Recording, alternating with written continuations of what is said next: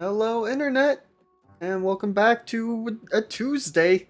Um, we are, as you can see, down a couple cast members today, so no Squire Squad this evening. But uh, we mentioned this game one of the last times we streamed a Squire Squad spot, and back then it was Monster Camp, and this game wasn't out yet. But now we have Monster Road Trip, and so we are here and ready to get trucking.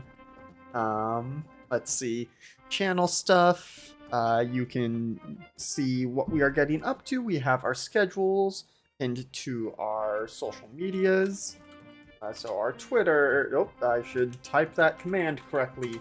Our Twitter, our Discord, and we've got a YouTube if you want to catch up on stuff after the fact.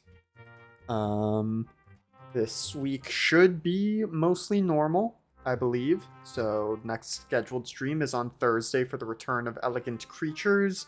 Friday will be the Dragon Age RPG Red Jenny. Oh, Elegant Creatures is a Monster of the Week game. Saturday, I believe, should be back with more Ward 47 and Parslings, but Wings can correct me if I'm wrong. And then Monday should be back around to the Queer Chronicles of the Strixhaven Quartet, the D&D 5e game on Monday nights. And that is mostly it for what we do here. We do also have merchandise, which none of us are currently rocking, but we've got shirts, we've got mugs, we've got hoodies, we've got stickers. No booty shorts yet, because I don't think Stream Elements lets us do any apparel on the lower half of the body, which is unfortunate. Um, but yeah, I think that's it for channel stuff. So let's, remind you who we are, and then we can get to playing this game. So we'll just go top to bottom. So David, go ahead. Yeah, David. See me here on Tuesday nights, where I'm either playing or running and stuff. Yeah. Hello, it's me, Alex, one who's been talking your ear off already. I am OMG, it's some guy on the internets, usually here Tuesdays and Thursdays, and Sunday evenings over on LB Hack'emup's channel, though that is quiet for a little bit because she's traveling and otherwise busy. Um, so I'm sure we will announce when we get back to things. But yeah, that's me. Hey everybody, I'm Wings, also known as Danae Keener. You can find me at DanaeKeener.com. I do nerdy drawings mostly related to D&D and a lot of things on the Indoor Adventure stream. You can also find me here on Tuesdays and Saturdays with Square Squad and Parslings. Yeah. All right, let us get to it, I suppose. So, Monster Road Trip, they just came out and they've already added a Halloween update. So, there's one new location since the base game released. We'll see if we come across it. Let's see, I have put on the various content warnings for drugs, toilet humor, sexual scenarios, and violence. Though I do appreciate their warning that they give here that please keep in mind that the nature of the game is such that stuff like violence and sex are common ground. Trigger warnings will warn you of the most intense cases that might trigger even someone accustomed to the franchise's usual tone. And for those of you who are familiar with these games, yeah, it can get raunchy. So we'll see how it goes. It's usually all in good fun, but if we come on a scene and there's one of these warnings, you can decide to tune out for a few minutes and come back once we're on to the next bit. This jump scare thing is new, I assume with the Halloween update. We're just gonna go ahead and leave it on, I think. And then yeah, I already turned on the stream safe credit song, which their end credit music is always great. So if you like these games, you should support them. We were just talking beforehand about how reasonably priced they are, and that to help make up for that, the DLC characters, which I got all four of them, are like $3 each, and that accounts for all the art that they have to do for them, and a little bit of voice acting, and so much more. Anyway, I think we can go ahead and get started. Have either of you played Road Trip before, aside from the demo we did so long ago? Nope. Alright, so we will see how much of the tutorial stuff it gives again, because I have completed a run on my profile already. So there may be a whole lot of me explaining what is going on. There are 3 of us? Ooh, okay, so there's Road Tripper, which is the true survival co-op experience, including a player performance ranking at the end. You could just do Friend Hugger, play with your friends without anyone ending up with a failure or an MVP ending, no pressure. And once you finish at least one run, you unlock the Prank Master mode. Add some cutthroat mechanics to decide who's the MVP. Beautiful glitch declines responsibility for broken relationships. That sounds like the Mario Party mode if you want to go with that. But what do y'all think? Probably either Friend Hugger or we could try Road Tripper for your first times. I'm happy with either option. Yeah, what's the MVP and failure stuff? Is that like a thing we vote on at the end, or what's the? No, so the way that you win Monster Road Trip is there are 6 stats that you have to kind of balance as resources throughout the game. And if you get one of them to, I think it's usually 25, you reach that destination and you win. But if any of your resources hit 0, you lose. And so I think the way it ranks people is like depending on your choices on your turns, if you get, enough of that stat for us, like whoever gets the most overall, because they are shared stats, whoever got the most would be the MVP, and whoever got the least would, the loser, the failure. Mm-hmm. So, like, it's a co-op game, but they give you a score at the end. Yes, but if as we want opposed to Friend Hugger, which I'm guessing is you don't get scored and you don't fail. You can still lose, or so maybe it was buggy because it was like the couple of days after release. But when we did this on LB's channel before, we did Friend Hugger, and when we eventually failed because the stream was running long and we just had to tank our score to end it, it did give us a ranking and it gave us a failure ending. So I don't know. We'll see. Maybe they have since patched that, or maybe if you do Road Tripper and lose, it's a much more brutal ending than that ending was. Yeah, I'm wondering if it just doesn't separate out who's responsible for what, or if you can still just fail and win the game, but yeah, no one's the failure, no one's the MVP. Possibly, because it did point out after our failure, like, hey, this person cost you the most of this resource, and this person got you the most of that's this resource. So I think that may have just been a glitch. Okay. Based on my understanding of what this mode is supposed to be. Well, then I'm curious. Let's try Friend Hugger and see if anything's changed. Cool. Yeah. Okay. Oh, so there are also difficulty settings now. Easy, focus on the narrative and take the scenic route. Higher initial resources and deep conversations, which you can have with certain NPCs, are impossible to fail. Normal, your standard road trip experience. Standard initial resources, you get an extra attempt at deep conversations. Or hard, face a ruthless survival challenge. Lower initial resources, higher destination requirements, resource changes are tougher, and no extra attempts at deep conversations. Well, I reckon since we're playing on friend mode, let's do normal. Yeah, that sounds good. Ah, the road. That mystical beast of asphalt. We once tamed it in what became one of the strangest, most wonderful journeys of our lives. Back then, when we were young and unafraid. They said the thing!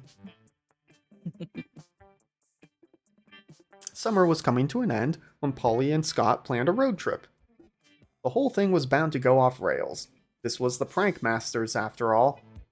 Scott Howe, 21, a werewolf athlete who compensated for his rather small brain with a stupidly huge heart. And Polly Geist, 22, a party ghost with an insatiable hunger for all the wrong things. Each of them were, by themselves, an agent of chaos. But together they were the perfect combo for hijinks to ensue.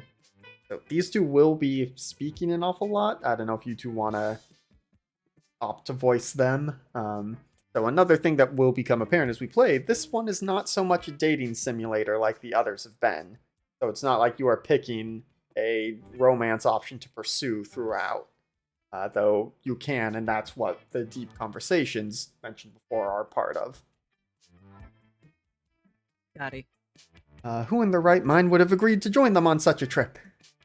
So, we come to the character selections. I think. So, this is for player one. We'll probably go top to bottom again, so David can be player one. So, we've got, the 4 standard ones. And then we've got the DLC characters. So we've got Juan the Magic Cat, who is buff as hell Oh now. my god. We've got Glitch, who is a bunch of eyes. We've got Zoe, who is an eldritch monstrosity thing. And we've got Hazel, who is a moth person. Mm. Who would you like to pick, David? Go tentacle gal. What's her? You said Zoe. Zoe. Yeah. All right. All right. Custom name. I'm assuming go with David. Sure. And then Makes it pronouns easy. to he him. Sure. Yeah. All right. Let's see. I will go with Juan the Magic Cat. But I will. Wait, hold on. What was that other name? Chicle? Normally it's like the color that they are. I don't know enough Spanish to know what that means. I will stick with he, him. And then wings. I would love to play as Hazel. Yeah. Oh, it's bubblegum. Oh, bubblegum. Okay. Hazel or cinnamon. Hmm. Wings or Danae. Wings. All right. And which pronouns? Let's do she. Okay. Okay, so we now get to pick the overall background music for the trip. So we've got desert vibes. Got tropical rave.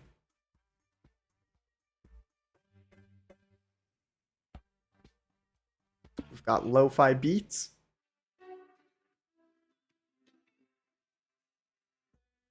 And we've got surf rock.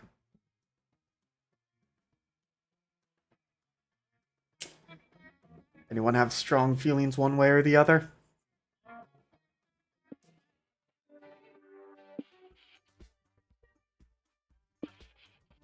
I like lo-fi beats. Sure. Works for me. All right, lo-fi beats it is. Was the road trip a dangerous idea? Yes. Was it poorly planned? Yes. Did we do it anyway? Fuck yes. For in the end, we were young and unafraid. We're ready to start.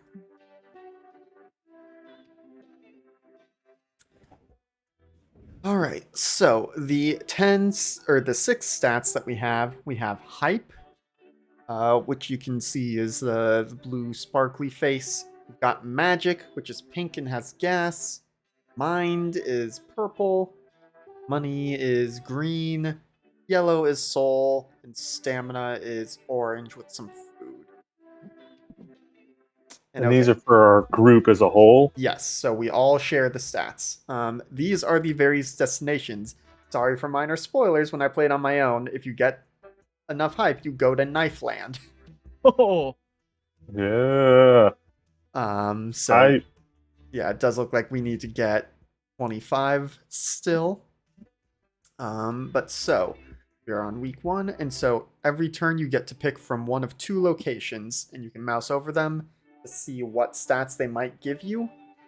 This one, unfortunately, is all question marks, and so Most of the time when you pick a destination, you're presented 3 options, and you are almost always trading resources. So one thing will go up, one thing will go down. Sometimes it'll be, multiple things up or one thing way down. It can split it, but it's usually an even number up and down.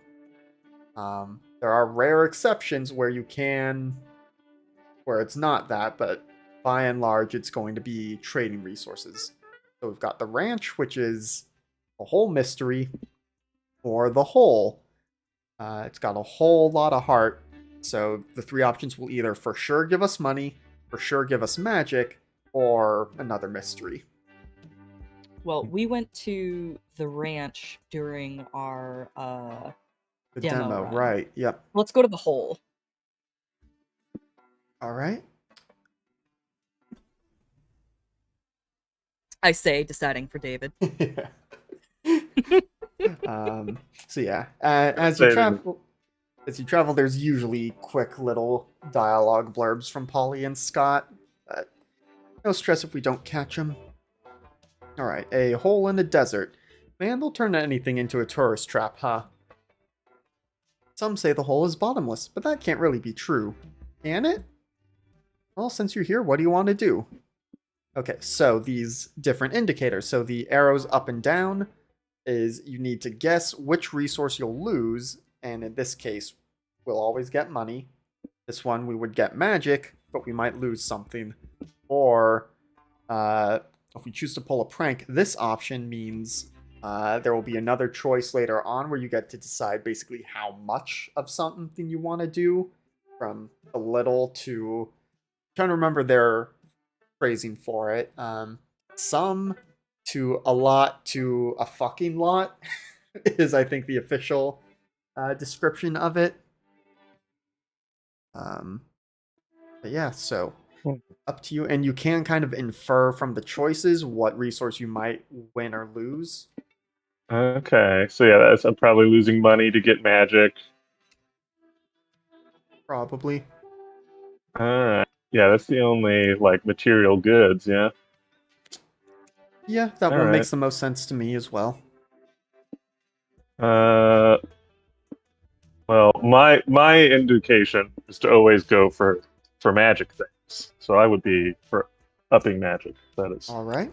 acceptable to others. Yeah. Sounds good to me. All right, let's forfeit some material goods. Tell your friends you'd like to throw some of your most prized possessions into the weird desert hole.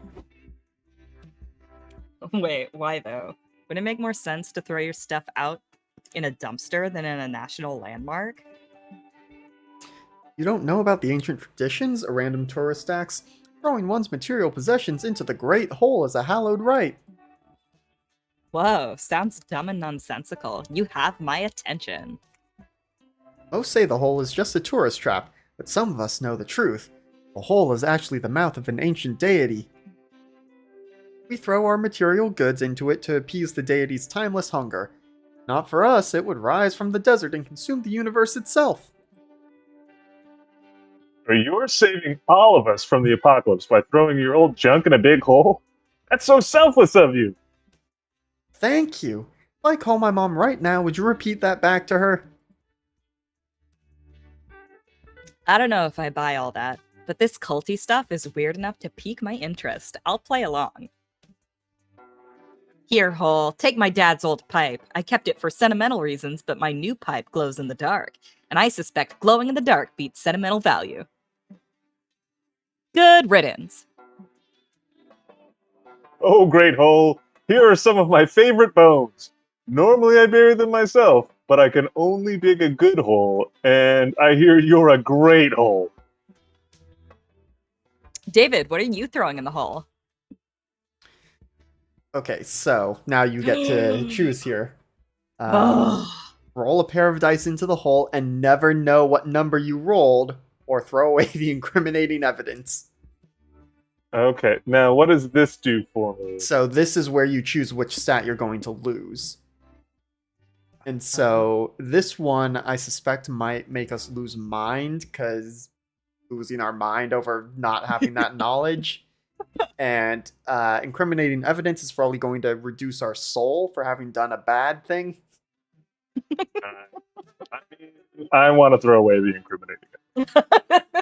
All right. I mean, that's the smart thing to do. Yeah. You quickly throw your incriminating evidence in the hole and breathe a sigh of relief. Hey, great idea. I've got some incriminating things I could toss out too. Like these Polaroids of me and the giraffe I snuck out of the zoo for a week? Good times. Throw away all these blood-stained wallets and horrific crime scene photos. Oh, wow. I had no idea you had that kind of evil in you, Scott. We could have been pulling way cooler pranks all this time. Oh, these aren't mine. They're Wolf Scott's. He, he can be kind of a rascal, and I can't go back to jail. I didn't see what you threw away, David. What was your incriminating evidence? You have a flashback to being at summer camp. You just worked up the nerve to sit by Calculester and Dahlia at the campfire. Hey, David, nice scrapbook.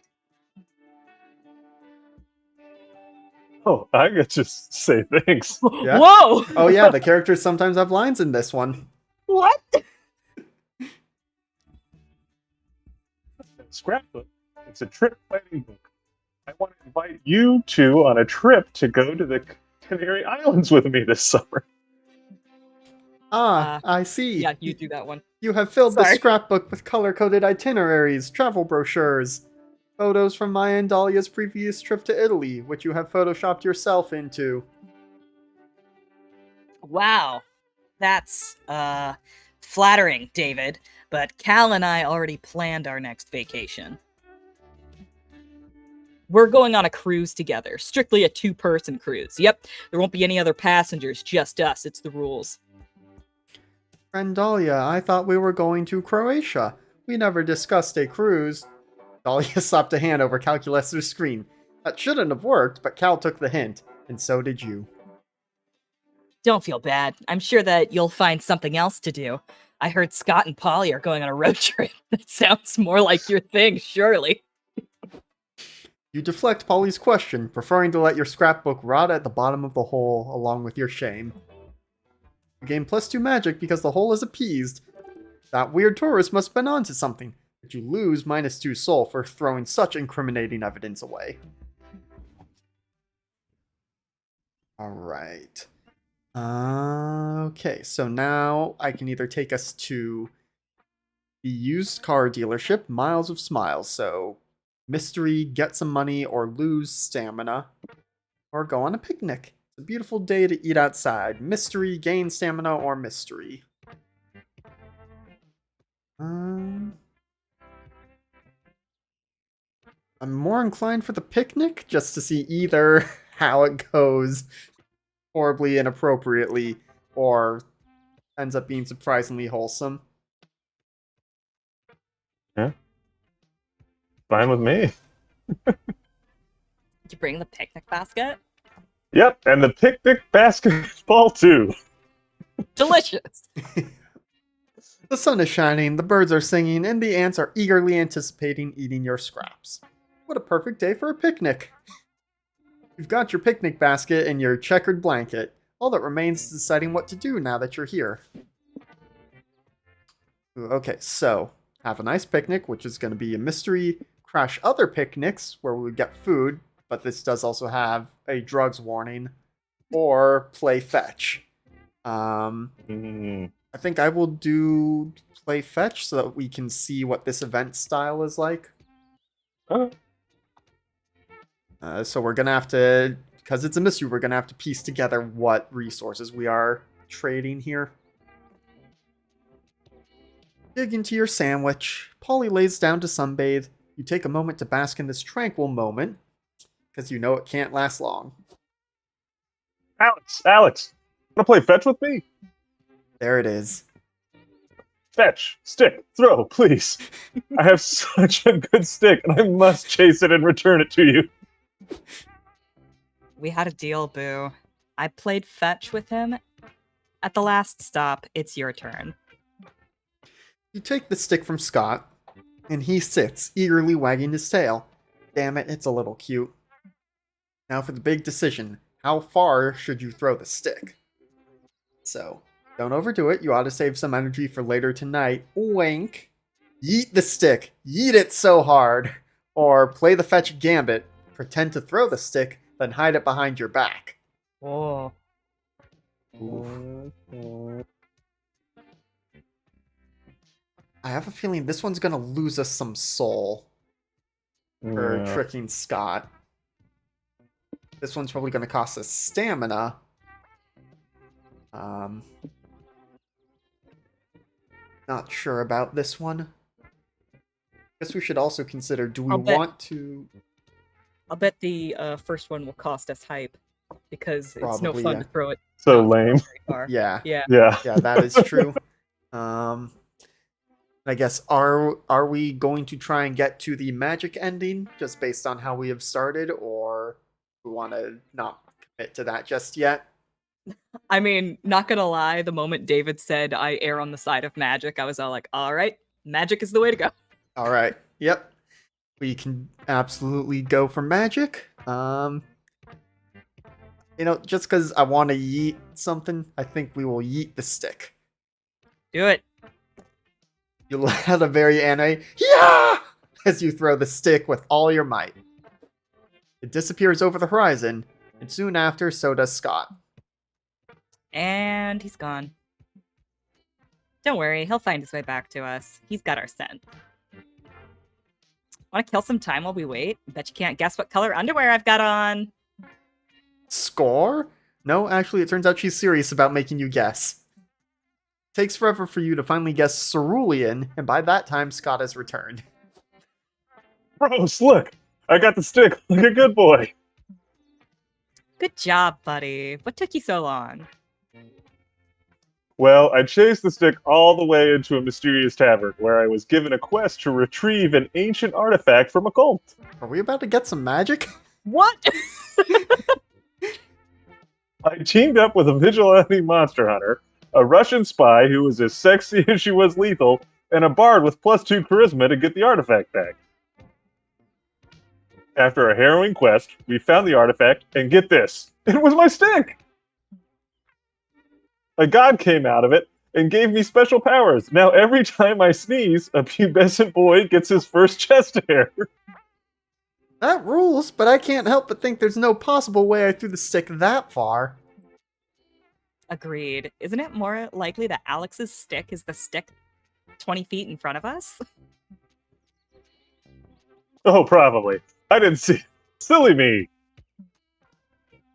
Another day, another adventure with Scott. You gained +2 hype from fetch, but you lost -2 stamina because that epic throw took a lot out of you. Alright, Wings. You can either go to a regular gas station where we can get soul, money, or mystery, or the pet contest where it is mystery, hype, or mystery. I think we should go to the gas station so that we can do some damage control on that soul. There. Alright. Polly, listen. Wouldn't it be funny if they called it Fart station. Fart? Yes.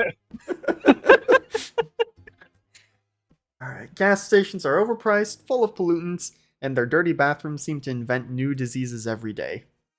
But they're a necessary evil if you want to make your car move. Welcome to the road trip life.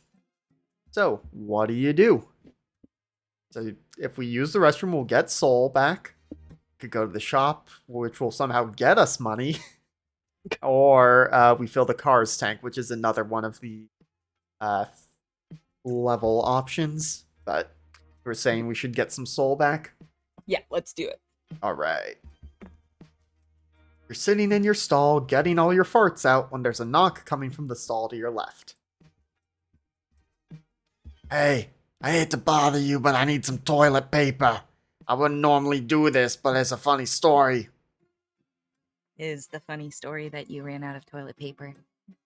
Hey, good guess. So, can I have some?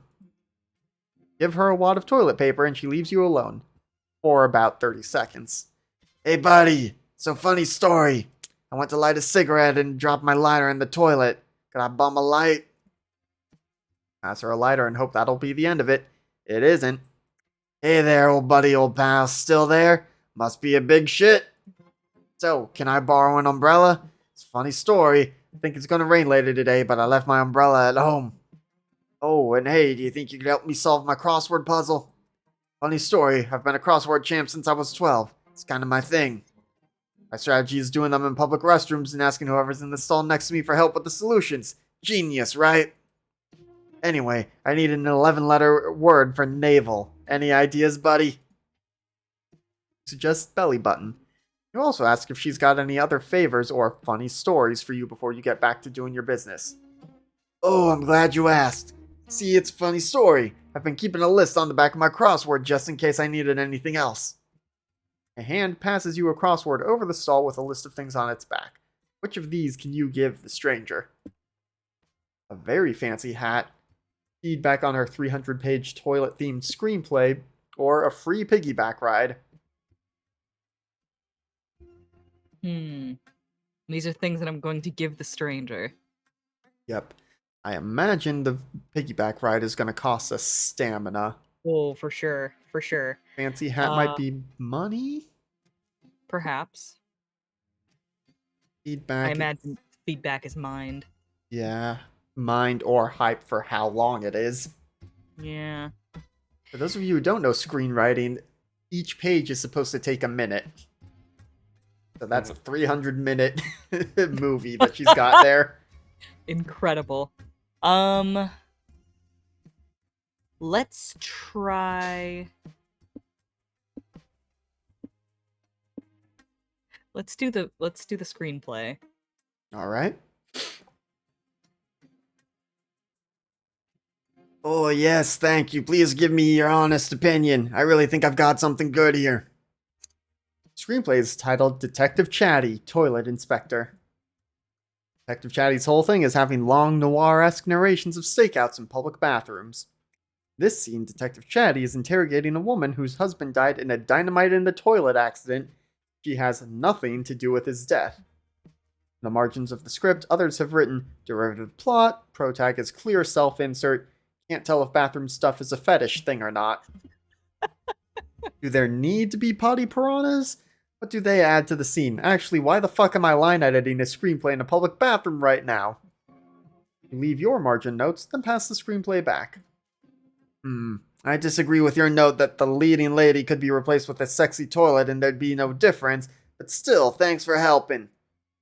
Game +2 soul for helping that stranger, but -2 hype for reading 300 pages of toilet screenplay nonsense. Alright.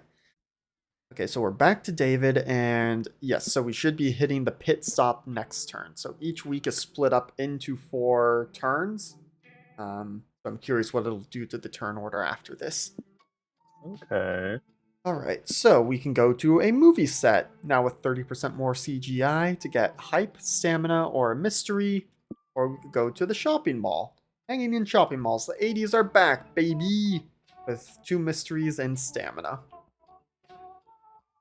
I mean, probably want to damage control our stamina, yeah, Could be if good, possible.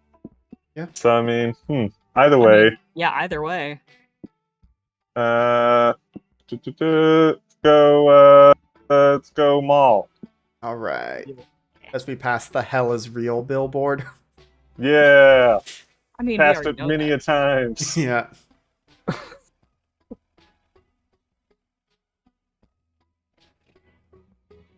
The shopping mall. It's a place where you can sort of shop online, but like offline. You feel young again by reviving good old ways of having fun at the mall. Okay, so arcade for a mystery, pizza parlor for food, or shoplifting. The arcade is going to be highly sexual. Pizza parlor is going to have drugs involved. Okay, well, the shoplifting almost had me, but drugs, I think, wins the day. All right, So- drugs and pizza. Here we go. And stamina. Yep. You're looking for the food court when you see your friend Valerie sitting on the center fountain and texting. She looks up at you and smile. She looks up and smiles at you. I guess I will be Valerie since the other two are in the scene. Go for it. Hey guys, long time no see. What brings you to the mall? Hi, Val.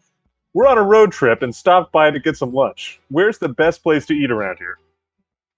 Bad question. All the food here is garbage. But I can take you to the least garbage food they serve. Oh boy. I'll be her.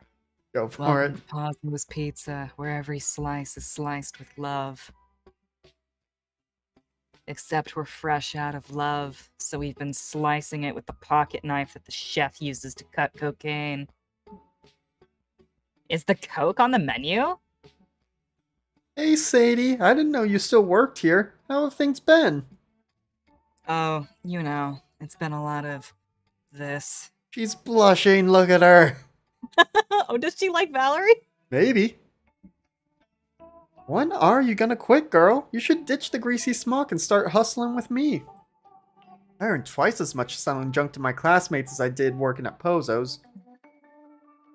Thanks for the offer, but I don't mind it here. We both know the night manager would be useless without me.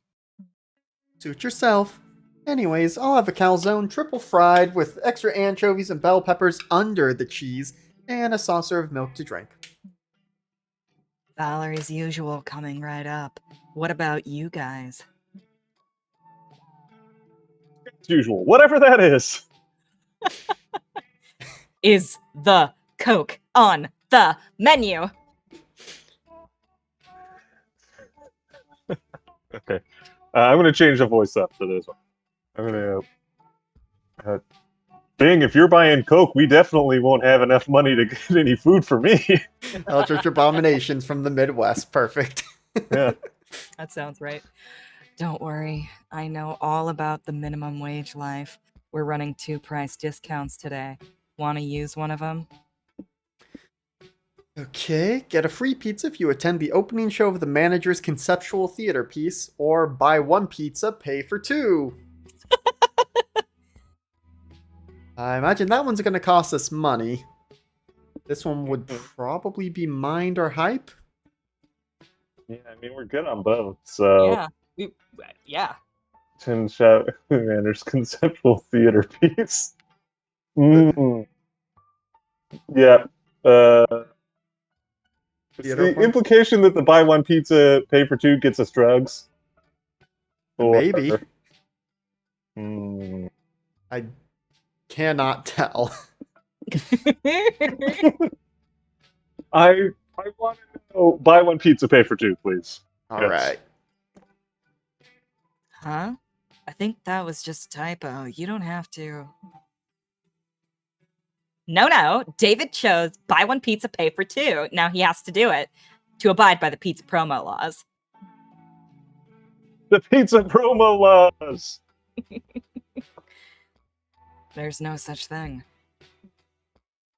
It's okay. We know you're contractually obligated to deny the pizza promo law's existence, but we know the truth. Wink. What? Yeah, remember the massive uptick in murders after the infamous pizza promotion of 97? The one that promised a pizza to die for? Life is precious. No pizza should be worth your life. Yeah, I learned that the hard way, since that's how I died. So, when I did this before, I got another scene that had Polly saying that's how she died. So, I'm curious if there is a canon way of how she died or if it just Oh. changes every time. I feel like this is an unreliable narrator. Yep. I'm pretty sure all of that is factually untrue. Why would we make up something that's a disservice to ourselves? At this point, I never know with you two. Ah, but that's half our charm. The other half is drugs. Come on, David, pay up. We must abide by the pizza promo laws. We're noble that way. The pizza promo laws. Dang, you just misread the special, but now you sort of can't backpedal, can you? You lose the -2 money and get the +2 stamina from the pizza. At least it tastes good. And if you can one day achieve at least half the charm Polly and Scott have, that'd be a win in your book. Okay, so pit stops. We've got a few things we can do here. So we could go to the info board, which will let us pick a location that will come up sometime in the next week. We could go and have a deep conversation with Polly or Scott, which is, I don't think there's any immediate benefit to it, but if you want to get one of their romance endings, that's how you would go about it. Go to the bus stop and pick up a hitchhiker, where you'll get an NPC who, when someone talks to them at a rest stop, it will activate their ability, which is usually trade one resource for another. Like one goes up, one goes down. Though I know that when Zoe is a hitchhiker, her thing will just like swap the stats. So they have varying effects. We can go to Noodle Stand, where we can trade one resource for another in increments. Or if we go to the car, we can plan for the trip, which will either let us, it's planned carefully, in which case it is you take one from your highest stat and put it into your lowest stat, or plan recklessly, where you put one from your lowest stat into your highest stat. Okay. Hmm. And so this is a bit team probably, right? And that Yeah, and so, based on the spaces, only one person can go to each of these per rest stop. We could all go to the car if we so chose. I'm gonna info. Let's a that's gonna show up. Yes. Do we know what the place does? It'll do the thing of like it shows you the three options. Okay. So Yeah. you want to go to the info board? Yeah. Right? I don't know, Winks, are you feeling strong feelings about one thing or another? I have no strong feelings. Then I may go to the bus stop and see what hitchhikers are available for us. Alright. Then I feel like our stats are pretty well balanced right now, so I don't feel the need to prepare or go to the noodle stand. Let's go try out a deep conversation. Okay, so it will take a couple times talking to them to get to the deep conversations, but this is how we start down that path. Alright. Alright, so David's turn. This is the map info board, where you can check a map that shows 3 potential locations nearby. Choose a location to learn how to get there. This guarantees that location will appear on your next turn. Use the map to reach locations with convenient resources, or just locations you think look interesting. Your call. So, we could go to the farm. It ain't much, but it's honest work, where we can for sure get some soul, or question marks. Experimental prison. Brought the fun back to prison and we've thrown away the key. Where we have a mystery, for sure hype, or for sure minus stamina. Or the charming village. An idyllic little village where absolutely no atrocities ever take place.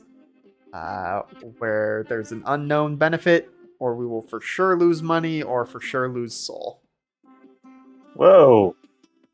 Well, the first thing has got to be good, right? You would hope. Well, remember, Right? we will get stuff for giving away the money or giving away the soul. We just know what we're gonna lose. Yes. Okay. Okay, alright. So same thing on like the losing the stamina. We don't know what it's gonna be. Right. Okay. I feel like losing Well, stamina means you wind up in prison. I mean, it might. You'll probably get out of it, but okay. Hmm. Hmm. Where are we more likely to get magic? Charming Village? yeah, I mean, well, so I guess actually, statistically speaking, we are more likely to get it there On because the we know at these other ones, like at least one resource will not give us Oh, magic. that's true. Yeah, we don't know any of the pluses. Yeah. Let's do the Charming Village. Although I really would Yes! like experimental prison, but yeah, I Charming mean, we might Village. Chaos. still come up with those, but Charming Village. I feel like Charming Village is most likely to give us magic. Welcome to the benches, where you can relax and talk with either Polly or Scott. Conversations you can hold with them are a chill narrative treat with no choices to be made. If you have enough conversations, you might score a date ending with one of them. Also, by having a conversation with Polly or Scott, you'll activate the Chaotic Energy passive effect, which will remain active for the following week. What does it do exactly? Find out for yourself! Now go make some small talk. Oh no, they're cute! Yep, so which one do you want to talk to? Let's see, so if we talked... Are these the same thing? Yeah, okay, so the same effect. For 1 week, all resource gains and losses from locations are increased by 1. So the base would go to ±3 instead of ±2. Ooh. And it's the same for both of them? Yes. Well, if I talk to Polly, I feel like I'm going to wind up talking to myself. So let's go for Scott. Alright.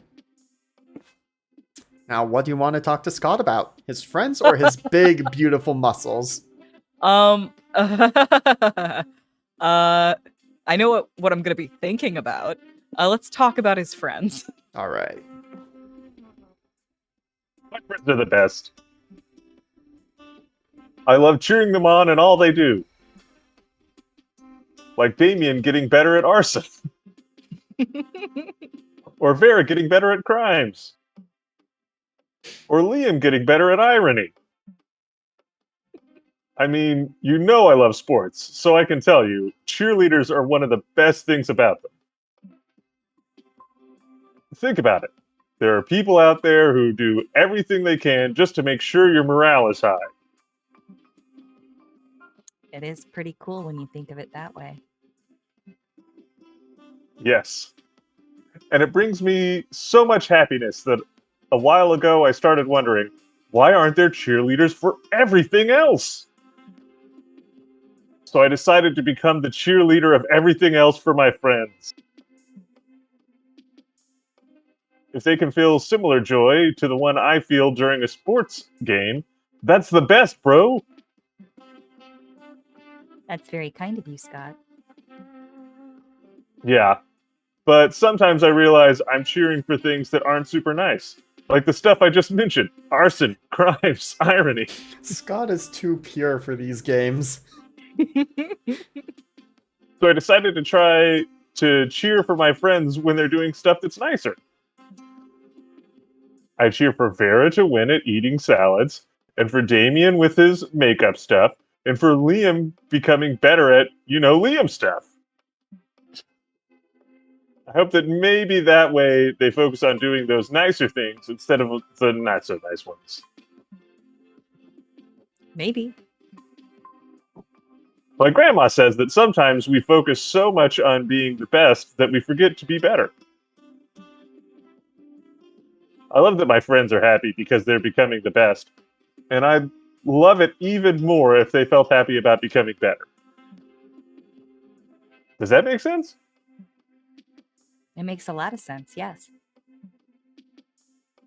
Yeah, I think so. My friends may not know it, but secretly, I'm always cheering for them to be better. You sit for a while looking at the stars. Who would have known Scott was so insightful? So yeah, chaotic energy. Wherever the prank masters go, hijinks ensue. Can you handle the consequences of their mess?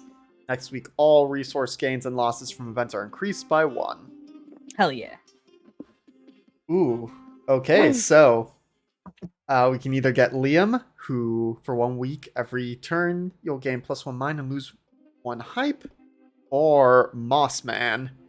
For 1 week every turn you'll gain +1 of a random resource and lose -1 of a random resource. Ooh.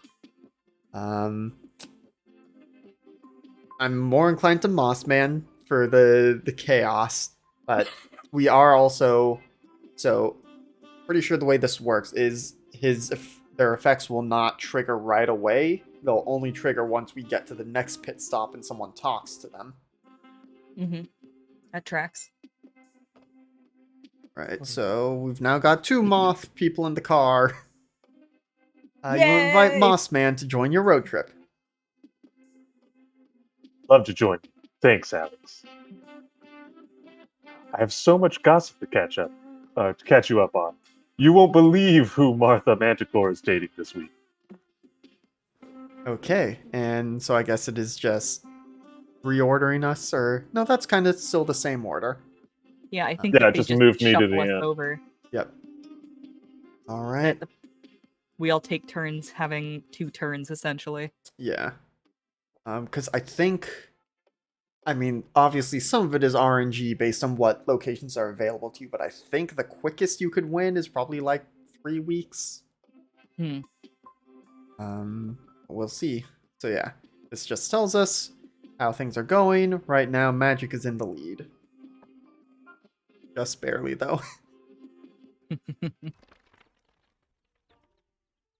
Okay, let's see. Where are we going? Ooh. So a biker bar, full throttle in a bottle for hype money or lose money. Or fortune teller. I foresee this location in your future for lose money, lose soul, or lose money. I think I'm gonna go this one so we can lose the soul, because otherwise our known losses are money, and that's our lowest one. And just hope that losing the soul gets us magic. Tracks. Yeah. $30 for a seance?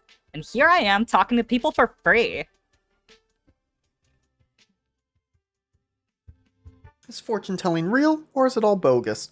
Only one way to find out. The psychic who runs this caravan has a sign posted outside with the different services she offers. There are so many different ways to glimpse the future. What do you want to do? I guess we're doing a tarot reading. That should be fun. Woohoo! Well, you've always liked birthday cards and playing cards. Why not try your luck with fortune telling cards, too? Ooh, so this is the third witch in the coven, with Joy is one of them. Oh. Then there's Faith, who shows up in some of the events here, and now we have Hope. Aha! Welcome to Hope Halko's Tent of the Great Beyond. If you want your cards read, take a seat and shuffle the tarot deck.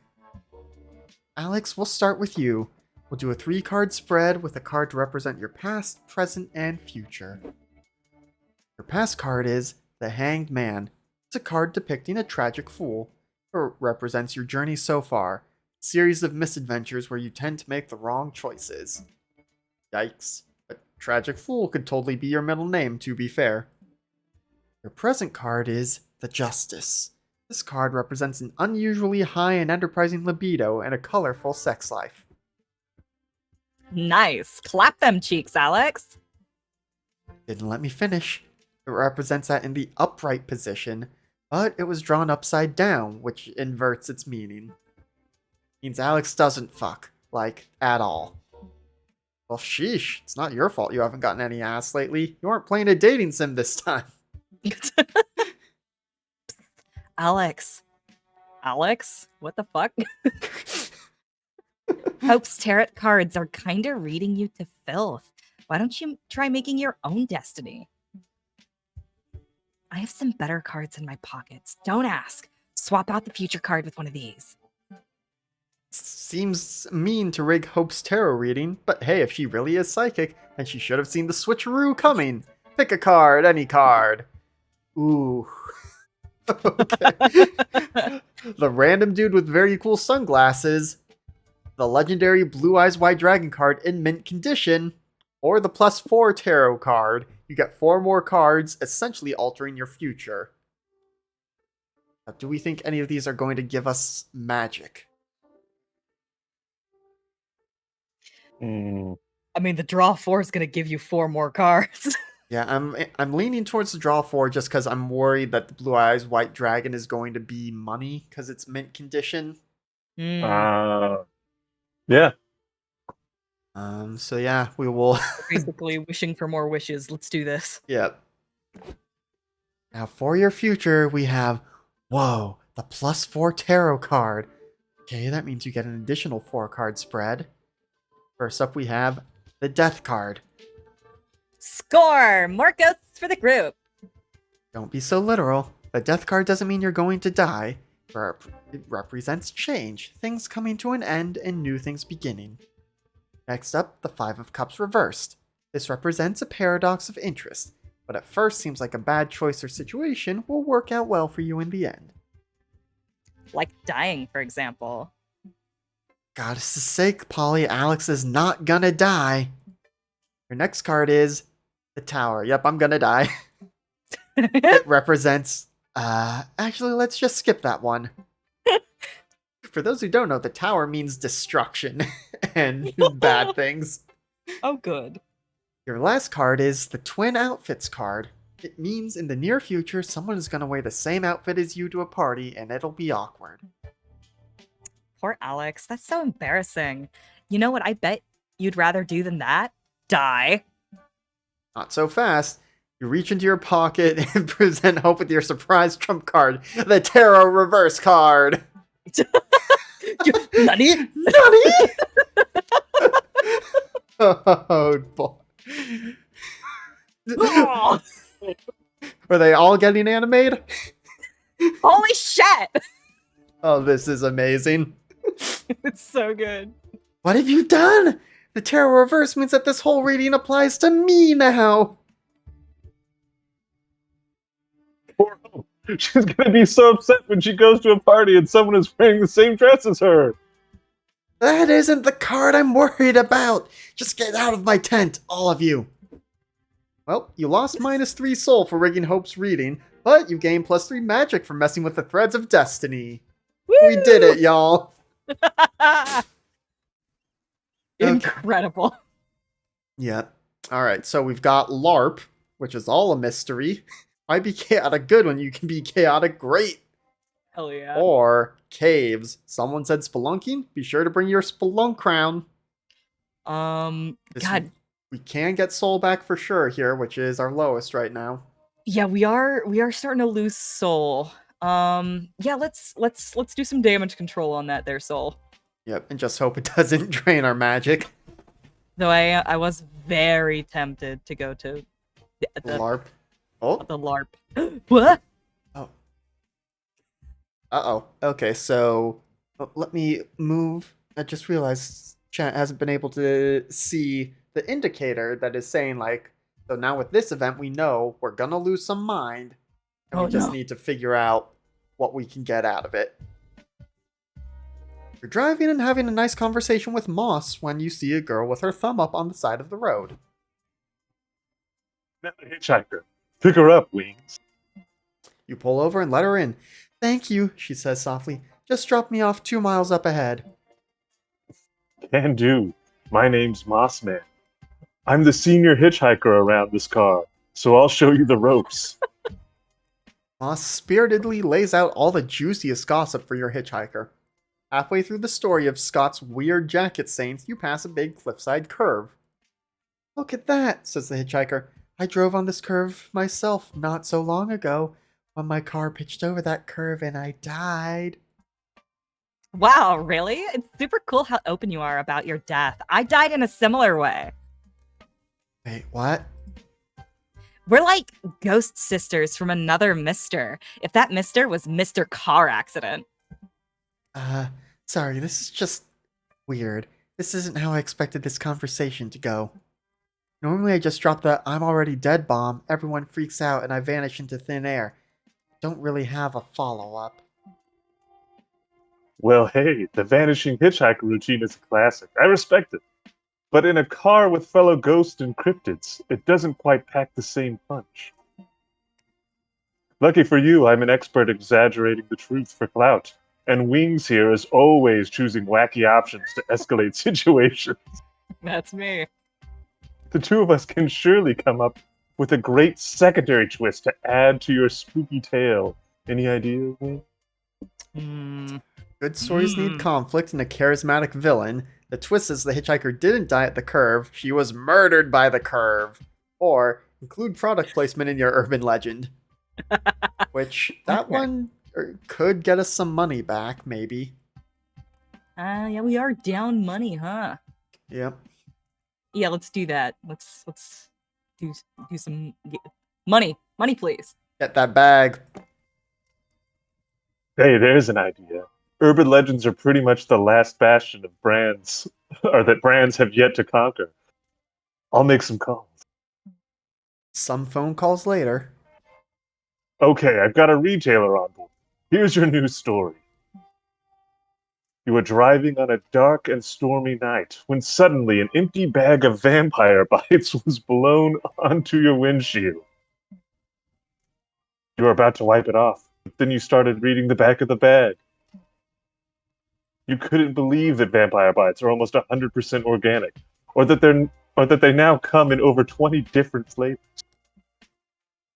You were so busy reading that the curve snuck up on you, and you pitched over the edge. You lay dying at the bottom of the ravine as your chest collapsed and your vision went dark. Your last thought: what flavor vampire bites would I have purchased? Flaming hot? Cheddar and pickles? Lentil soup? Then, while your listeners are reveling in this story, you vanish, leaving mysteriously in your wake and a 20% off coupon for a bag of vampire bites.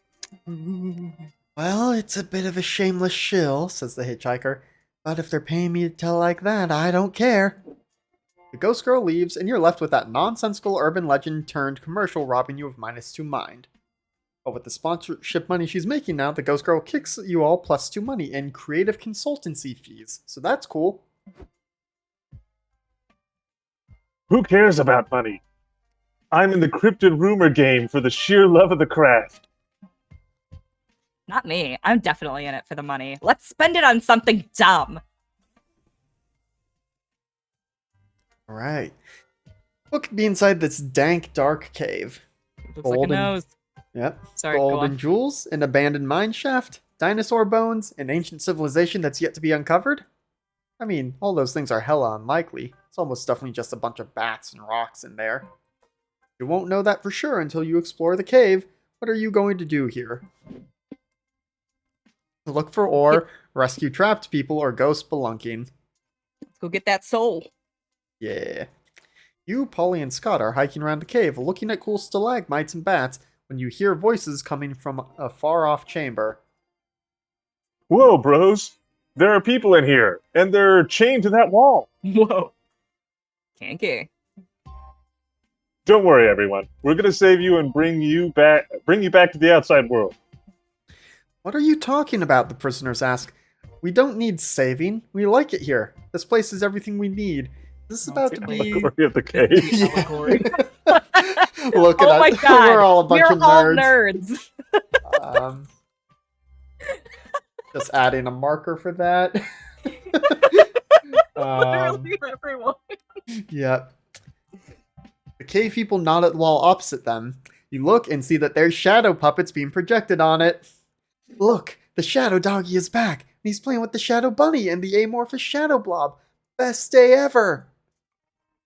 But those shadows aren't real. Let us unchain you, and we'll show you what the outside world is more than shadow puppets. No! The prisoners yell. How dare you try to force us to expand our narrow world views? The shadows are all we've ever known. Why would we abandon them when we're already happy and complacent here? Because learning the truth is worth overcoming your fear of the unknown, damn it! Wings, how do we talk these people into leaving? Build a bulletproof, irrefutable case to convince them that the outside world is full of much cooler shadows. Or it's time to incur some good old student debt to get a PhD in philosophy. Well, that one's probably going to lose us some money. Yeah, it sure is. So the first one's probably gonna the first one probably give us mind, huh? Well, so we're getting soul. This one might lose us mind. Right. Is it possible to gain 2 different stats? Or will you always lose one? I think in one of these trade ones, it's always a trade, but like the ones with like levels, it could be like, you know, you give up all in 1 stat, but you get something to 2, or you give up, you know, something in 2 stats and get all of 1. But I think Alright. for these ones, it's just a straight trade-off. We could Then also what be we- losing hype on the top one, because it seems real boring, right? It You're does- building a legal case. Yeah. I mean, mean- either way, they're both chan. Unless the first one is mined. Is not, yeah, unless it's not hype, then I guess money would be the safer. I have a very strong feeling that the first one is more dangerous because the first one could be mined because it's always, I mean, like, nobody has ever been convinced by somebody building a bulletproof, irrefutable case, particularly on the internet. Yeah. Mhm. So I'm thinking we should like go better the devil you know. Yeah. Plus, I'm very curious to see how they go with philosophy and fully explaining the allegory of the cave. Of course. All right, let's do that. But aren't PhDs super expensive? Who would loan us that kind of money? Any financial institution ready to profit from the abusive interest rates and the cultural belief that a higher education is worth going into crippling debt. Oh, really? Lucky us! You quickly apply for and receive some fat student loans and enroll in a philosophy course. Welcome to the PhD philosophy program, your professor says. It's a pleasure to meet you, fine young minds. Are you here because you have an unquenchable thirst for knowledge? Because you yearn to understand your place in the universe? We're here to rescue some bros from a cave. Ah, yes, from the cave of their own ignorance. I see we have a poet in the class. You need to know that, at its core, philosophy is about asking questions. But it's not really about answering those questions, just thinking about them really hard. Oof. Really? Why? That's a great question. You're clearly already a philosopher at heart. Here, have your PhD. Can I have one too? Another great question. Here, take one. Thanks. Only getting a PhD was that easy. Go back to the cave, prisoners, to present your philosophy-fueled argument for leaving. So we know you probably want to know why you should leave the cave. But we just learned that philosophy is about asking questions, not answering them. So I ask you, why not leave the cave? Yeah, I guess we can't really argue with that, the prisoners say. We'll come with you. Woohoo! You gain +3 soul for your successful rescue. Hopefully it was worth all the -3 money you'll be paying on your loans for the majority of your life. Woohoo! Alright, David. Ooh, so we got the charming village. Or we Yeah. could go to a casino. Charming village.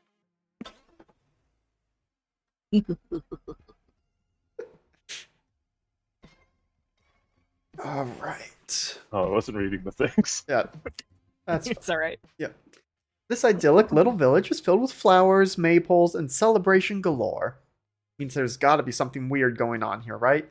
Nobody's this happy all the time. Maybe you're just being maybe you're just being paranoid. This is a chance to have fun. What do you do first? So, meet the All right, locals. we can't lose money, right? Or is that one's money? Yeah, that one would be money, and I mean, we can, it's just getting lower. This looks like anatomy people. It looks like they ain't got no skin. Yeah. I want to visit the shady landmark. Let's lose that soul right back. I feel like it's going to get us some money or some magic. Possibly, yeah. I mean, if there's anything we've learned, is selling your soul always gives you more magic. Yeah. You, Polly, and Scott check out the village's most sacred landmark, which turns out to be a sacrificial altar. A person is getting skinned alive in the center of the altar, while the crowd looks on silently. What the hell is going on? It's the summer festival of skinning, of course. Most of our skinnings are done in private to conserve modesty, but once a year we publicly make a sacrifice to our fleshless overlord, Graftomit. It's a beautiful ceremony that builds camaraderie among the village. Camaraderie, eh? Seems like a pretty raw deal for the guy getting skinned. Like, literally. He ain't got no skin. Oh no, it's a great honor being chosen for the public sacrifice. Trust me, he's having the time of his life. Oh, the pain! Cries the skid man on the altar. The endless, horrible pain! Ah, music to my ears. Pass me the popcorn, dear. Ollie, this seems weird. Shouldn't we stop them from hurting that guy? I'd like to, but a bunch of road trippers versus an entire village of cultists doesn't seem like good odds. Okay, so what do we do? Well, you know what they say. If you can't beat them, join them. A cult? Yes! Take it off! Show some skin, honey! I mean, show less skin, I guess? Looks like not even your friends are immune to peer pressure. Since you're gonna watch, how will you maximize your enjoyment of watching a man get skinned alive? Surprised this one didn't have the violence tag on it. I know. I was just thinking that. Good audiences have catchy chants like, sacrifice, use that knife, this is cool because it rhymes. Or, if you comment on it using enough cryptic adjectives, people will agree with you just to avoid looking dumb. This one might give us hype. This one Bottom might will either give us give us mind. magic or mind. Yeah, let's go to the bottom one. Yeah, bottom one. All right. You put on your most pretentious fake glasses and say, I do enjoy a classy tannic skinning. The flares are ineffable and quaffering the old chap. Wouldn't you agree? sure. That's quavering, huh? What a quixotic Yes. use of the cat o' nine tails. His wrist techniques are a bit flinty for my taste, but with a full-bodied jammy like that, I can hardly complain. Yes, true. It's so tantalizing and sanguine. Look, Scott, David's doing the wine tweeter IRL. We should join in. I find this sacrificial altar to be scantily salacious. Its heady, fastidious overtones perfectly complement the ritual's grisly sociopathy. Yes, sociopathy. We know that one. It's one of the most important parts of Graftomet's holy teachings. Or we mean, it's singularly one of the penultimately eminent portionments of Graftomet's sacrosanct tutelages. Okay, now you're just trying too hard. My turn. I think the sacrifice is super duper sacrificey. Did I do it right, Polly? Close enough. Soon, more bystanders are regurgitating your opinions to each other without having a clue what they mean. Man, this really is just Tweeter. You lose -3 soul for standing by while a guy gets skinned alive, but you gain +3 mind using so many meretricious adjectives. Would have never guessed that's where that was going. Yep. Alright, so we can either go to a border of a one-person country or UFO sightseeing spot. Okay, we can either give up the mind we just got for a chance at something, and who knows what that question mark is, or we could get some soul back, but who knows what that's gonna cost.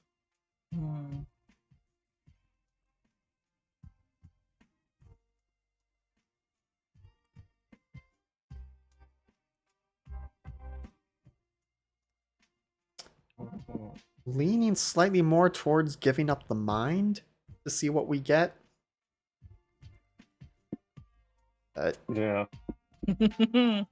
I mean, like it typically works out pretty well to give up stuff that you know that you can afford. Right? Yeah. Yeah. And mind is above a 10, so should be pretty good on that point. Yeah. Alright. Yeah. I kind of like that strategy. Mhm. Look, horses! You'll never believe what I heard about those wolves. Alright. Whoa, you had no idea there was another country out here in the middle of the desert. Of course, geography was never your strong suit. Maybe this civilization is new? Whatever the case, you're hella curious to check out this place. What do you do when you cross the border? Learn the country's customs, smuggle something out, or international relations.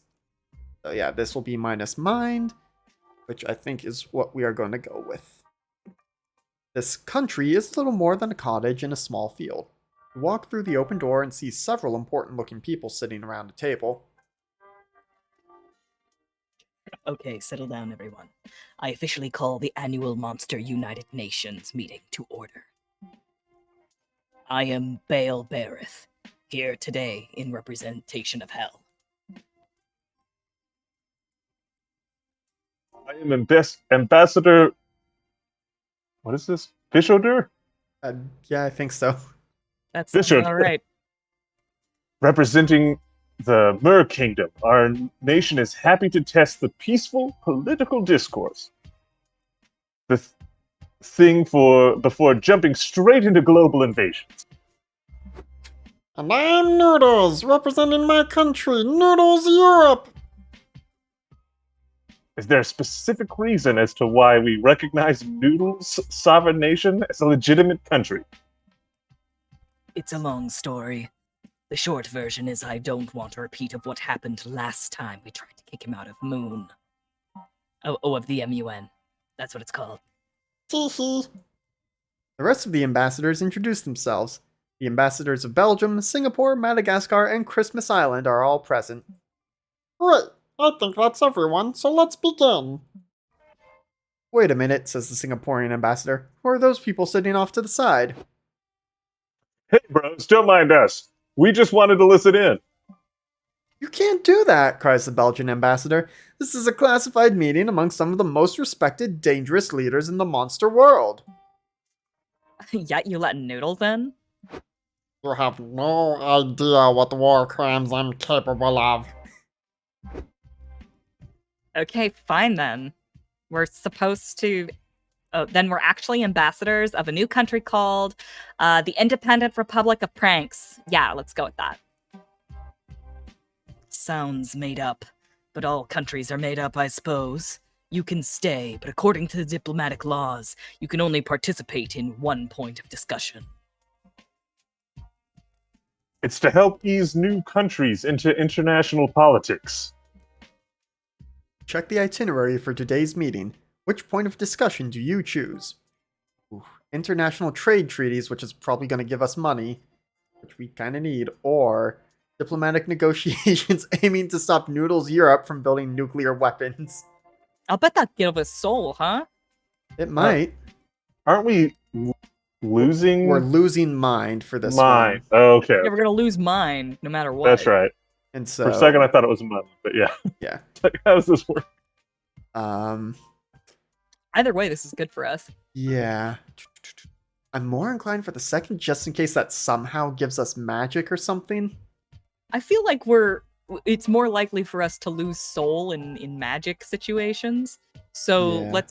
let's bolster that soul. Yeah. Because yeah, I agree this is most likely soul, but could also be something else. The top one's definitely. Yep. Yeah, stopping Noodles from building weapons of mass destruction sounds like the sensible choice here. You wait until they get to that point of discussion. When you join, some of the action has started already.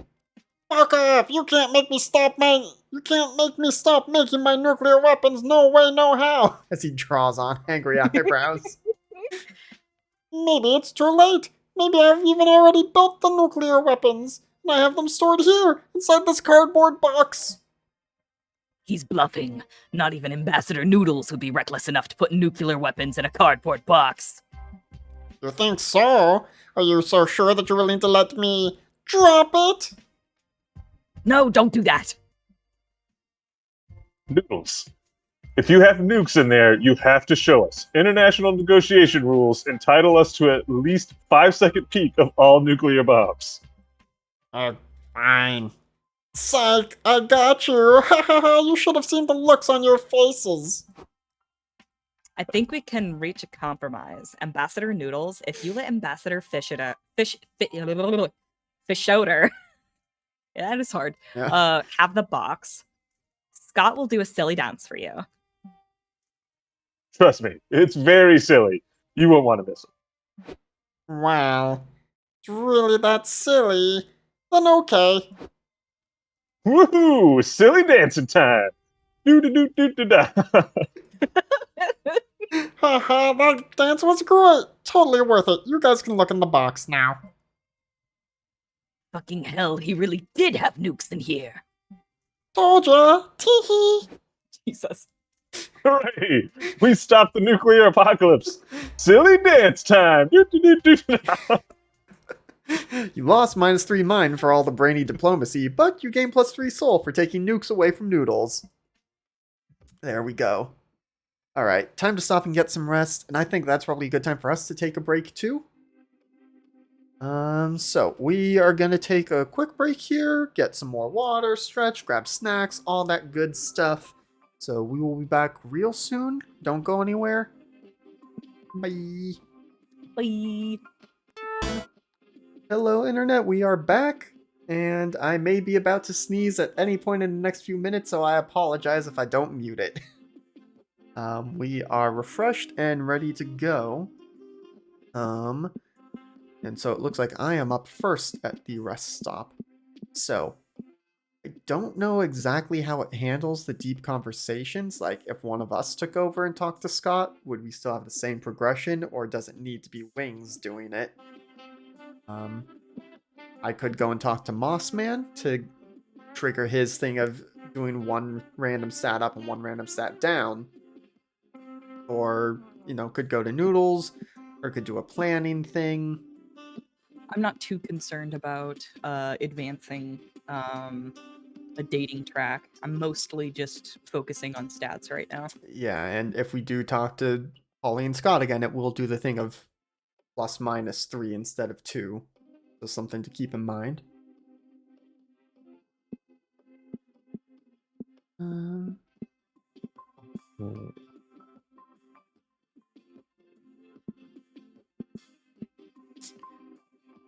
don't know, I think I might talk to Mossman. Get that going. Yeah, and I could also trade out for a different hitchhiker if we wanted. Wings, what would you like to do?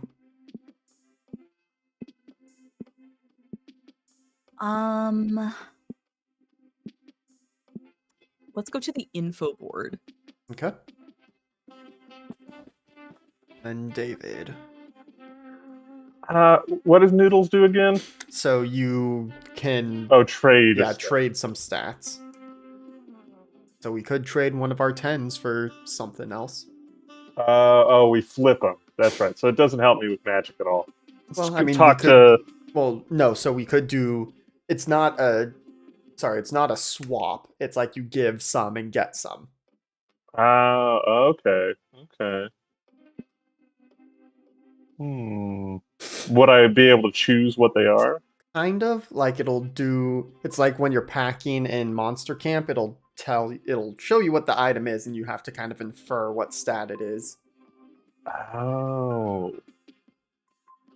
I think I'm gonna just talk to them and the who are they? Scott And Polly? Ollie. Yeah, Okay. let's do that. Try and keep this crazy stat stuff going. Sure. All right, so Wings up first. We can go to a rave in the desert, a cryptic tech company, or a post-apocalyptic settlement, none of which are telling us plus magic on any of these. Interesting that the cryptic tech company has 2 different opportunities for money.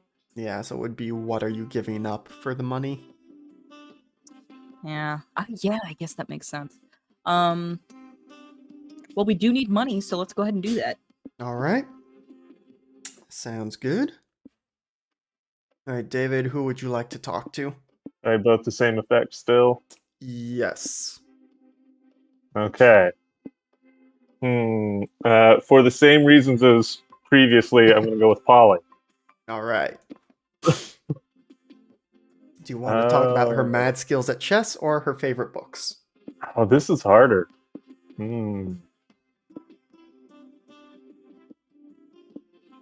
So is there a right or wrong answer to this? Or Not is it at this point. Okay. Favorite books. All right. Yes, what a great question. But gosh, it'd be so hard to boil down what I love about literature in just a few lines. I like stuff that's intense, erratic, and raw. Take the Magus, for instance. A young graduate goes to a Greek island and falls right into a cryptic psychological games of an eccentric old man who lives there. The little charades seem amusing to both the character and the reader at first, but they slowly and increasingly become darker and more powerful.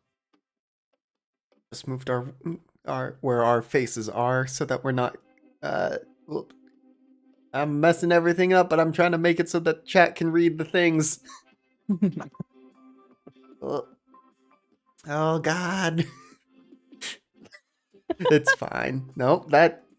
Move the thing that I want to move, please, OBS. There we go.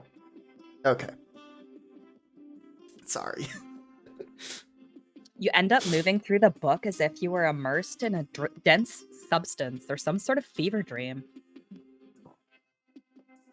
Whoa, sounds interesting. And of course, there's also a place in my heart for the motherland. I mean, the Russians basically defined modern Western literature. Like, take Dostoevsky. I can read a foreign name, or I can do a voice. I can't do both at once without Yeah. practice. His greatest novels shaped the literary canon, but he also has amazing lighter things, like The Gambler. That novel is where I got my name from. Now, is this breaking the fourth wall? What are they doing here? And he's also got lesser-known comedic short stories. Like, the dude wrote a satire in which a public servant is eaten by a crocodile.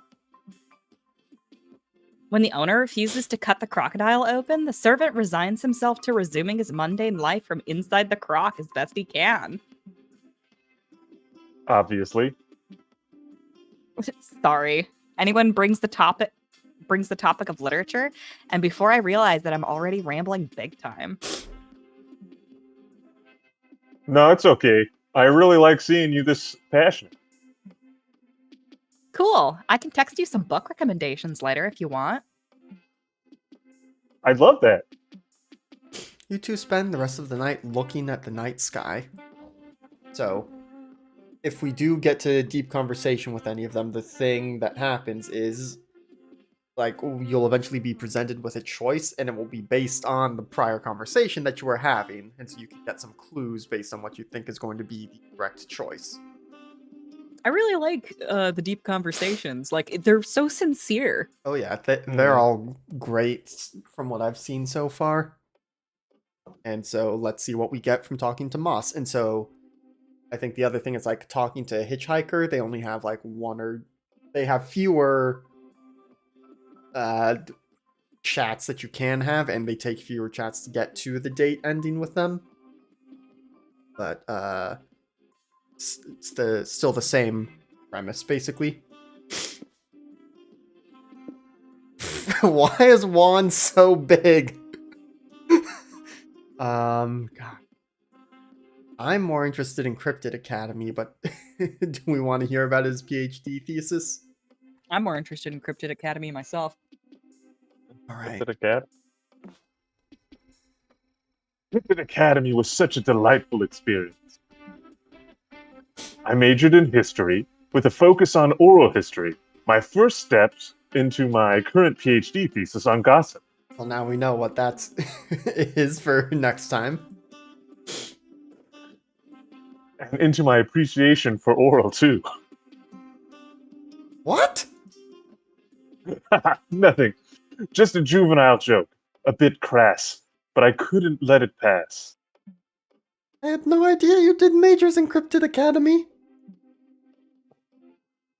Well, it's the normal thing, my friend. If anything, when I heard about your school, I was highly confused. Why do you call it Spooky High? You're in your 20s. Like, did you get high schools and universities all mixed up? Yeah, so our school is modeled after a human documentary about their education system. It's called Saved by the Bell. It depicts humans in their 20s attending high school, so we figured out high school is something you do at that age. The documentary teaches high schoolers and even about the curriculum. It's about friendship, living wacky misadventures, and finding love. Plot twist, it turns out it's not a documentary, but a very inaccurate TV show. Long story short, recently the school learned about this, and now it's going through a whole rebranding. Now it goes by Spooky Academy. That's a first step, but this spooky academy should be more like university, majors and such. Is that going to be Monster Prom 4? Monster Academy? Perhaps. So no prom?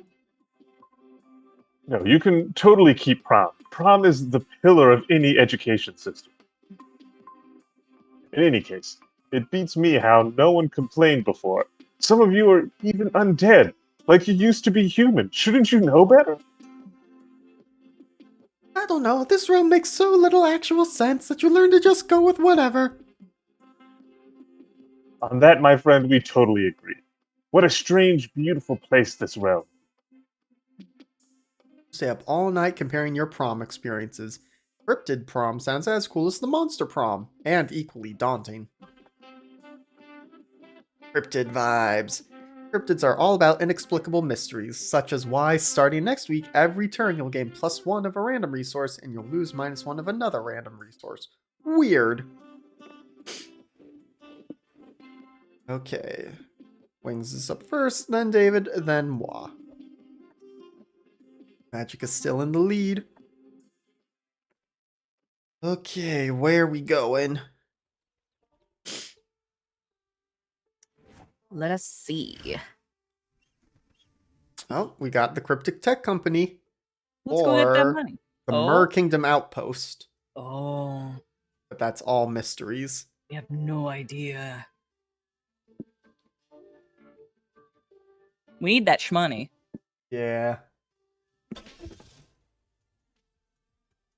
I can't believe we went to Europe. I'm so well traveled now.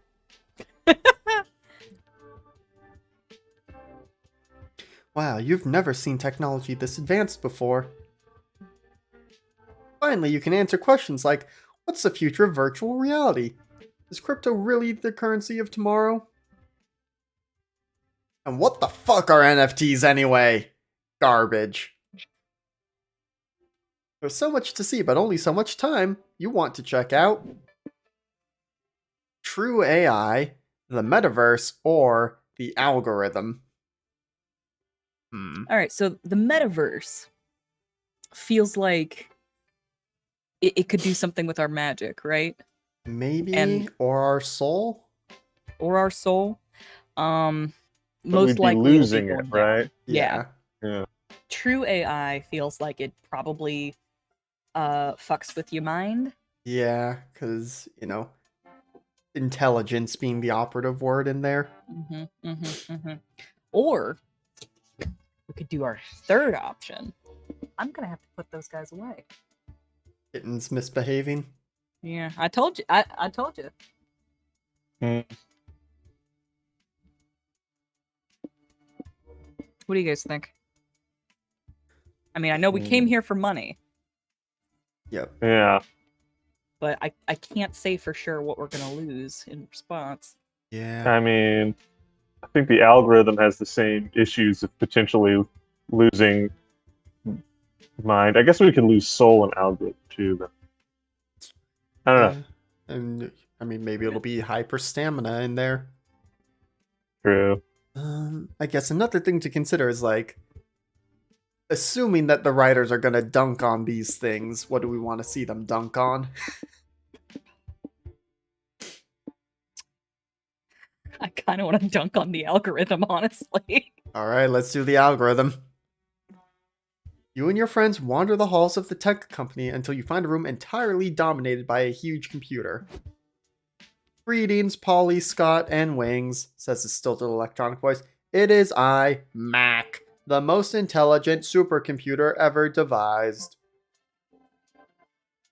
Really? Do you know what my favorite color is? It's Plonk.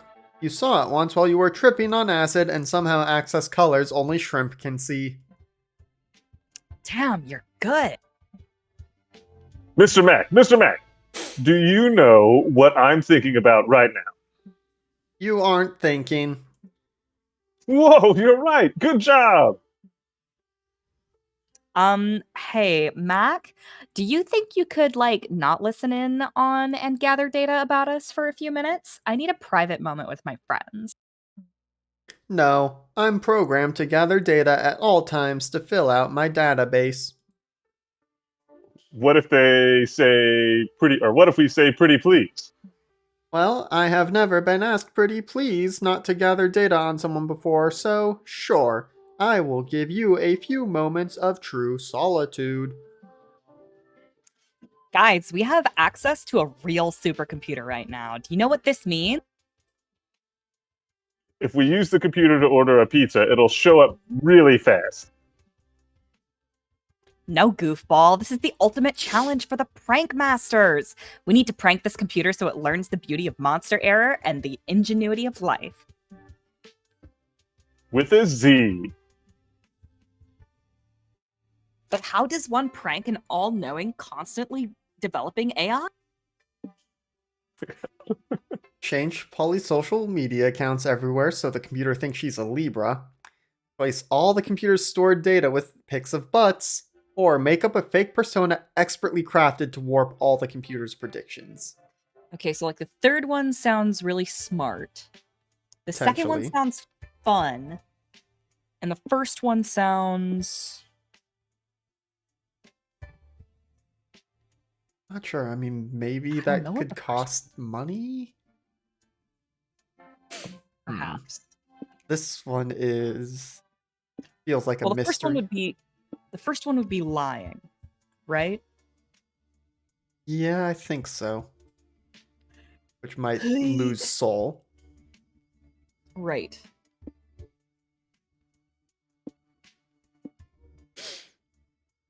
Let's do the second one. No, Alright. wait. We need to increase our mind, don't we? Let's try the third one. Okay. Yeah. Let's just try it. Who knows? Yeah. Who knows what'll happen? Yep, and this is one of the ones where it could, alter more than just two stats. It'll still be the same number up and down, but who knows how that's going to get distributed. Let's see. Fuck yeah, let's go full hacker, baby. In order to disrupt the supercomputer, we're gonna need to totally remake up your personality wings. Like changing your name, your political opinions, making you the CEO of a disruptive corporation, making you way more charismatic than you already are now. I want to help. Maybe we can add something about frisbees. Frisbees are really cool. You spend hours crafting this new persona, losing -3 mind in the process. Then you go check on Mac. Hello again, Mac says. Apologies, but I don't have time to chat right now. A lot of my predictions must be readjusted. A new individual has suddenly entered the webosphere. Mr. Baddox. Ahab Huge Baddox. Oh yeah? Tell me more about Mr. I Have a Huge Buttocks. That sounds like a really interesting character. According to my new data, he's just been made the Prime Minister of Butts. I did not know this ministry even existed, which is a gross oversight on my part. Ah, of course, the Ministry of Butts. It's a new thing, as butts are getting more relevant in politics. It also seems that Mr. Baddox is the CEO of a tunk company called Apple But Better. I think that's a typo. I read the newspaper. It's called Apple Butt Better. Well, that is irrelevant because the biggest disruption in my predictions is Mr. Baddock's enormous frisbee collection. Yeah, he's a real frisbee fan. Wink. He's hoarded so many frisbees, I'm predicting that it'll destabilize the inflation of frisbee products and lead to economic collapse in 15 years. With that, could you please leave? I need to focus all my computational power on researching Ahab Hugh Baddock's upcoming frisbee crisis. You leave, gaining +5 hype for pulling off such a dope prank. You lose -2 soul, though, because apparently pranking a computer still counts as being a dick. Whoa. Okay. Oh, and then Moss just lowered our hype and raised our magic. Alright, David. Whose Oh, yeah. secluded village, Monsterkind's last bastion of hope, or so they think. or mystery, more hype, or lose soul. Or a wedding. I now pronounce you wedding crashers for 2 mysteries or gaining hype. That other one looks like it's gonna be a oh shit, what was it called? Attack That on one Titan? anime. Yeah, that's the one. Yeah, I'm 90% sure it is. I think we got it on LB's run. Hmm. So, I guess we could commit to hype. Did you already do hype? Is that the one you got Yes. already? Okay, don't Yeah. do hype then. Okay. I mean, we we don't could want still do hype if y'all want to see Knife Land. No. No, I we want gotta a surprise. gotta catch them all, man. Yep. All right. So is this one we would for sure lose soul? Yes, that's what that one is We saying. don't want to do that either. Let's go to the other one. It gives us the most possibilities for something we might want. Cool.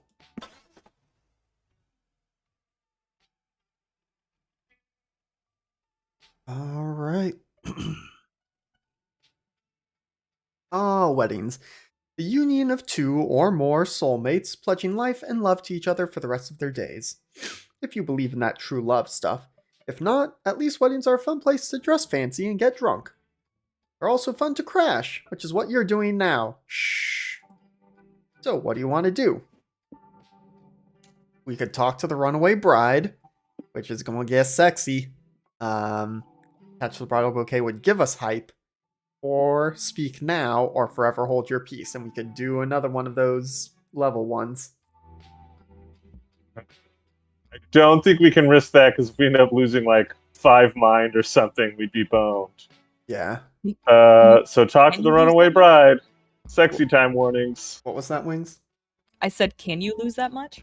Yeah, because didn't we lose? We lost 5 mind, right? Weren't we at 10?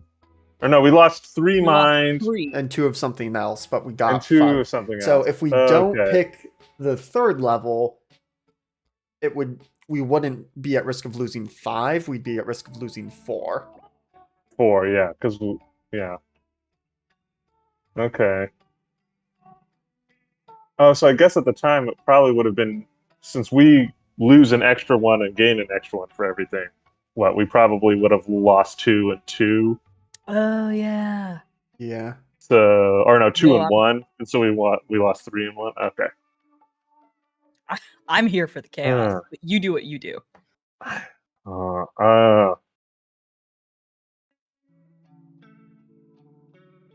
Let's talk to the runaway bride. All right. The trigger warning is too enticing. Yep. That's how it was on LB's run. Before you can get inside to check out the buffet and open bar situation, you see the bride crying behind some bushes. Uh-oh. Excuse me, miss. Sorry to bother you, but you look sad, and shouldn't you be happy on your wedding day? Oh, you guys are wedding crashers, I assume. Normally I'd have my hellhounds rip you to shreds, but maybe you can help me. You see, I'm supposed to marry my childhood best friend today. It's an arranged marriage that'll unite our dukedoms in the 3rd circle of hell. I do love my fiancé. He's funny and sweet, and we've always been close. Ours has been slow burn, friends to arranged couple to actual couple story. Plus, when I got kidnapped by angels and held hostage in heaven a few months ago, my fiancé led the ambush to free me. It was so romantic. Where is this game?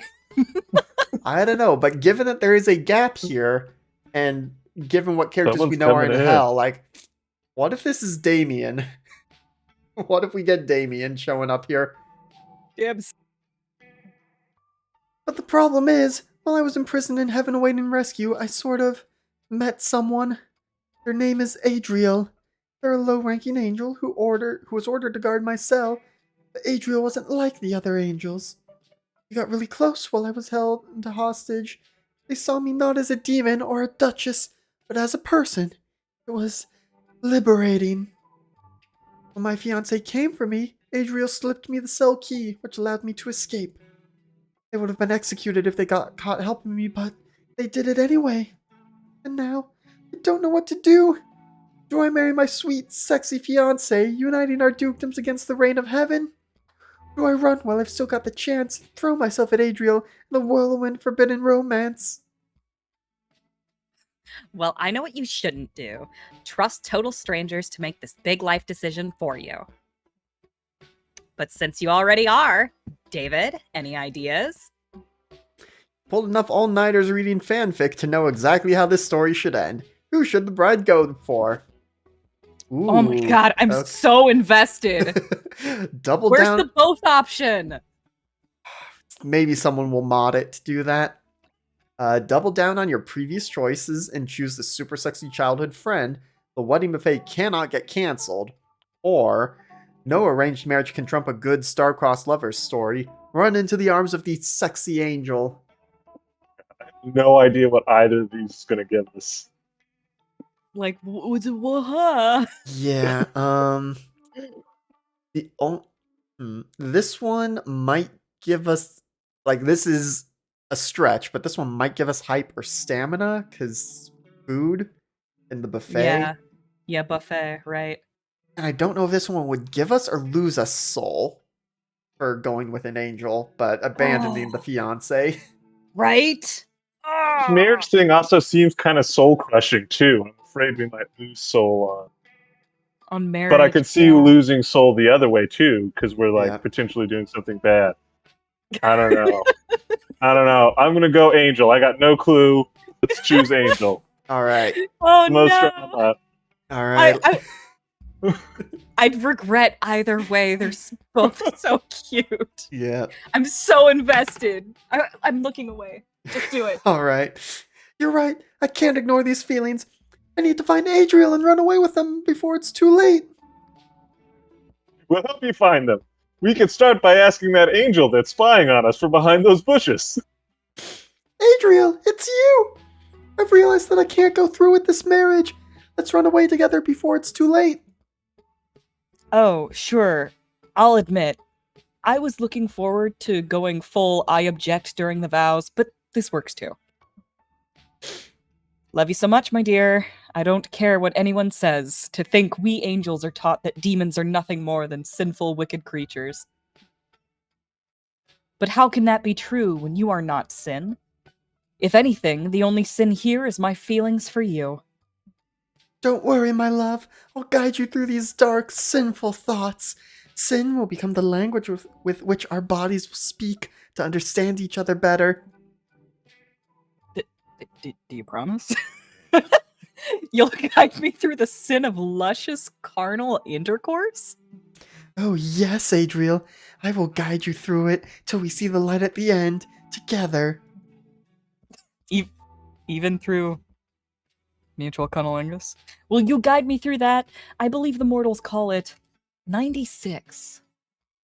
I don't think that's quite what it's called, but yes, we'll do that too. Ooh, and what about eating ass? That one's super forbidden in heaven. I don't know if my pure, fragile, angelic body could endure that. Unless you would guide me through the eating of the ass? Maybe? Yes, Adriel, we can eat ass! But can we talk more about it after we've escaped? Man, a forbidden romance and eating ass? Dang, Scott. Why can't you and I be the endearing side characters in that story? It seems much more fun. You gain +3 hype for talking a one-way bride into forbidden ass eating, but that means no wedding, which means no wedding buffet, so you lose -3 stamina. Oh, that tracks. Yeah. We oh well. It's okay. Well, the other... Oh. Right. Okay, and so Moss just took some magic and gave us some soul. But God now damn it, we Moss. can look for things. We should look for things that will tank our hype. And so we are guaranteed money or soul here. We're guaranteed stamina here. Gosh. I want to get us some stamina back because we just lost it. Yeah, and we should go places that we don't know. Yeah. Because if we're going for magic, and we know for Yeah. a fact that all of those are going to give us stuff that isn't magic, we should Yeah. go. Love is so beautiful. And so is chaos. This rundown soup restaurant seems to be years past its prime. Still, you're hungry, and a bowl of soup would really hit the spot right now. What's the worst that could happen? Some kind of murderous robot pops out of the shadows to kill you? Why would you say that? Nah, that's way too unlikely and weirdly specific to happen. God damn it. So what do you want to do at Simon Soups? Fucking SpongeBob coming for us. Well, okay, so we can get stamina back and celebrate our birthday for more highly sexual stuff or work the night shift. Gosh.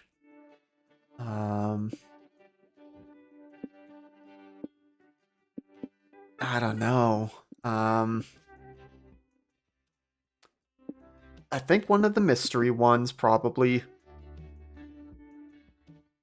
And I mean, I have to admit, I'm morbidly curious how celebrating your birthday is going to lead to sexy times. So, Yeah. especially with a murderous robot around. So let's see how this goes. As you walk inside, you see a sign that says you get special privileges if it's your birthday. Now there's an opportunity the prank masters can't miss. Welcome to Simon Soups, where the broth of childhood and the vegetables of imagination are combined to create unforgettable magic. Magic, you say? Huh? I'd like a booth for me and my friends. Make sure to get a special seat for Alex. It's his birthday. Wait, really? I had no idea. Happy birthday, bro. Okay, your party can sit in the birthday superstar booth in front of the main stage. I'll boot up the birthday show.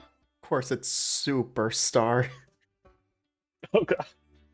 The puns.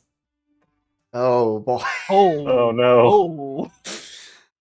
Gosh, I'll be the is this carrot. Okay. We'll see if the others get lines. Hiya, pal. We heard today's your super special birthday. That means it's time for the birthday song. Initiating non-copyrighted birthday song number 66.6. Happy birthday from Simon Soups to you. Happy birthday. May all your dreams be soup. Why were you born so succulent? Why were you born at all? Because you had no say in it. No say in it at all. Just know that on your birthday, you're my super special pal. Now be a good boy this year. Or we will hunt you down. Thanks for visiting your old pal Simon Soups for all your stupendous birthday needs. See you next year. If you make it that long. What? Hey, again, did you like... Oh, hey again. Did you like the birthday show? It was threatening. Yep. Anyway, Simon Soups LLC would like to offer the birthday boy a super duper birthday perk. You can pick anything off the list. Oh boy. Be the first to cut a slice of the birthday soup. Oh. A free brainstorming session for the creation of your very own soup sona. Or an exclusive lap dance from Simon himself. What? Oh boy. No! That's gotta lose some stamina for sure. For sure? Gosh. What? I bet that loses you stamina and gives you hype.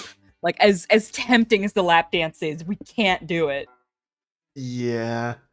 I'm more inclined for the soup sona one, partially for the math on it, where that if because if the lap dance somehow tanks 5 mind, that's it. Also, I will point out, like, it's not the end of the world if we get a game over, because I think there is still something for, like, collecting all the game overs.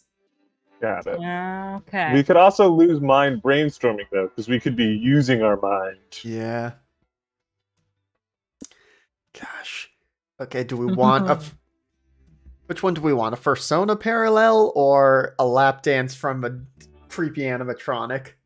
I feel like it's entirely possible that getting a soup sona is going to be magical in some way. Because, Yeah. like, think of how, like, that could go wrong in this particular situation. Yep.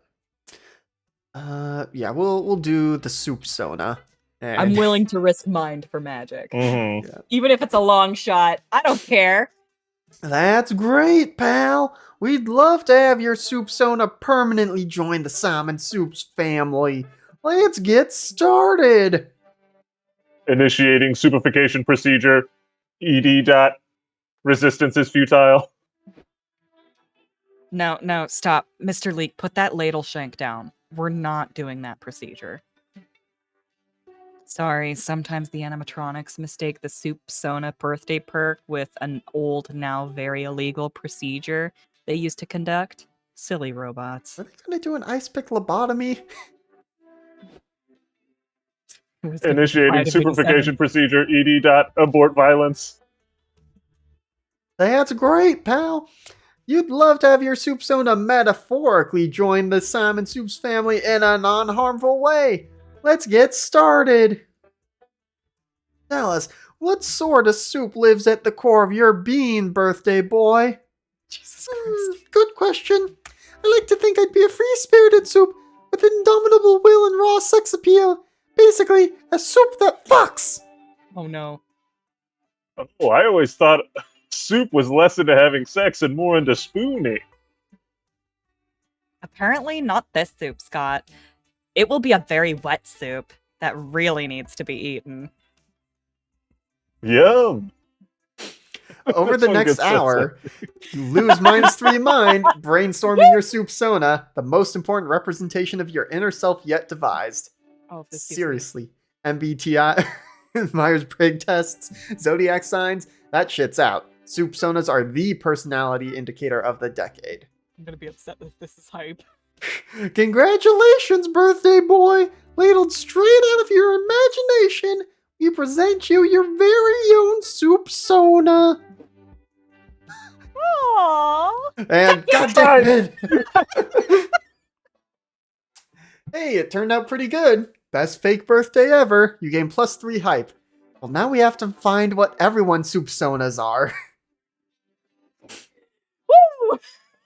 Oh boy. Okay, Moss just took some hype down and gave us some soul. Alright, time for some damage control. Yep. Alright, so... Oh, why don't we just go all in on hype? Why don't we? No, we want magic.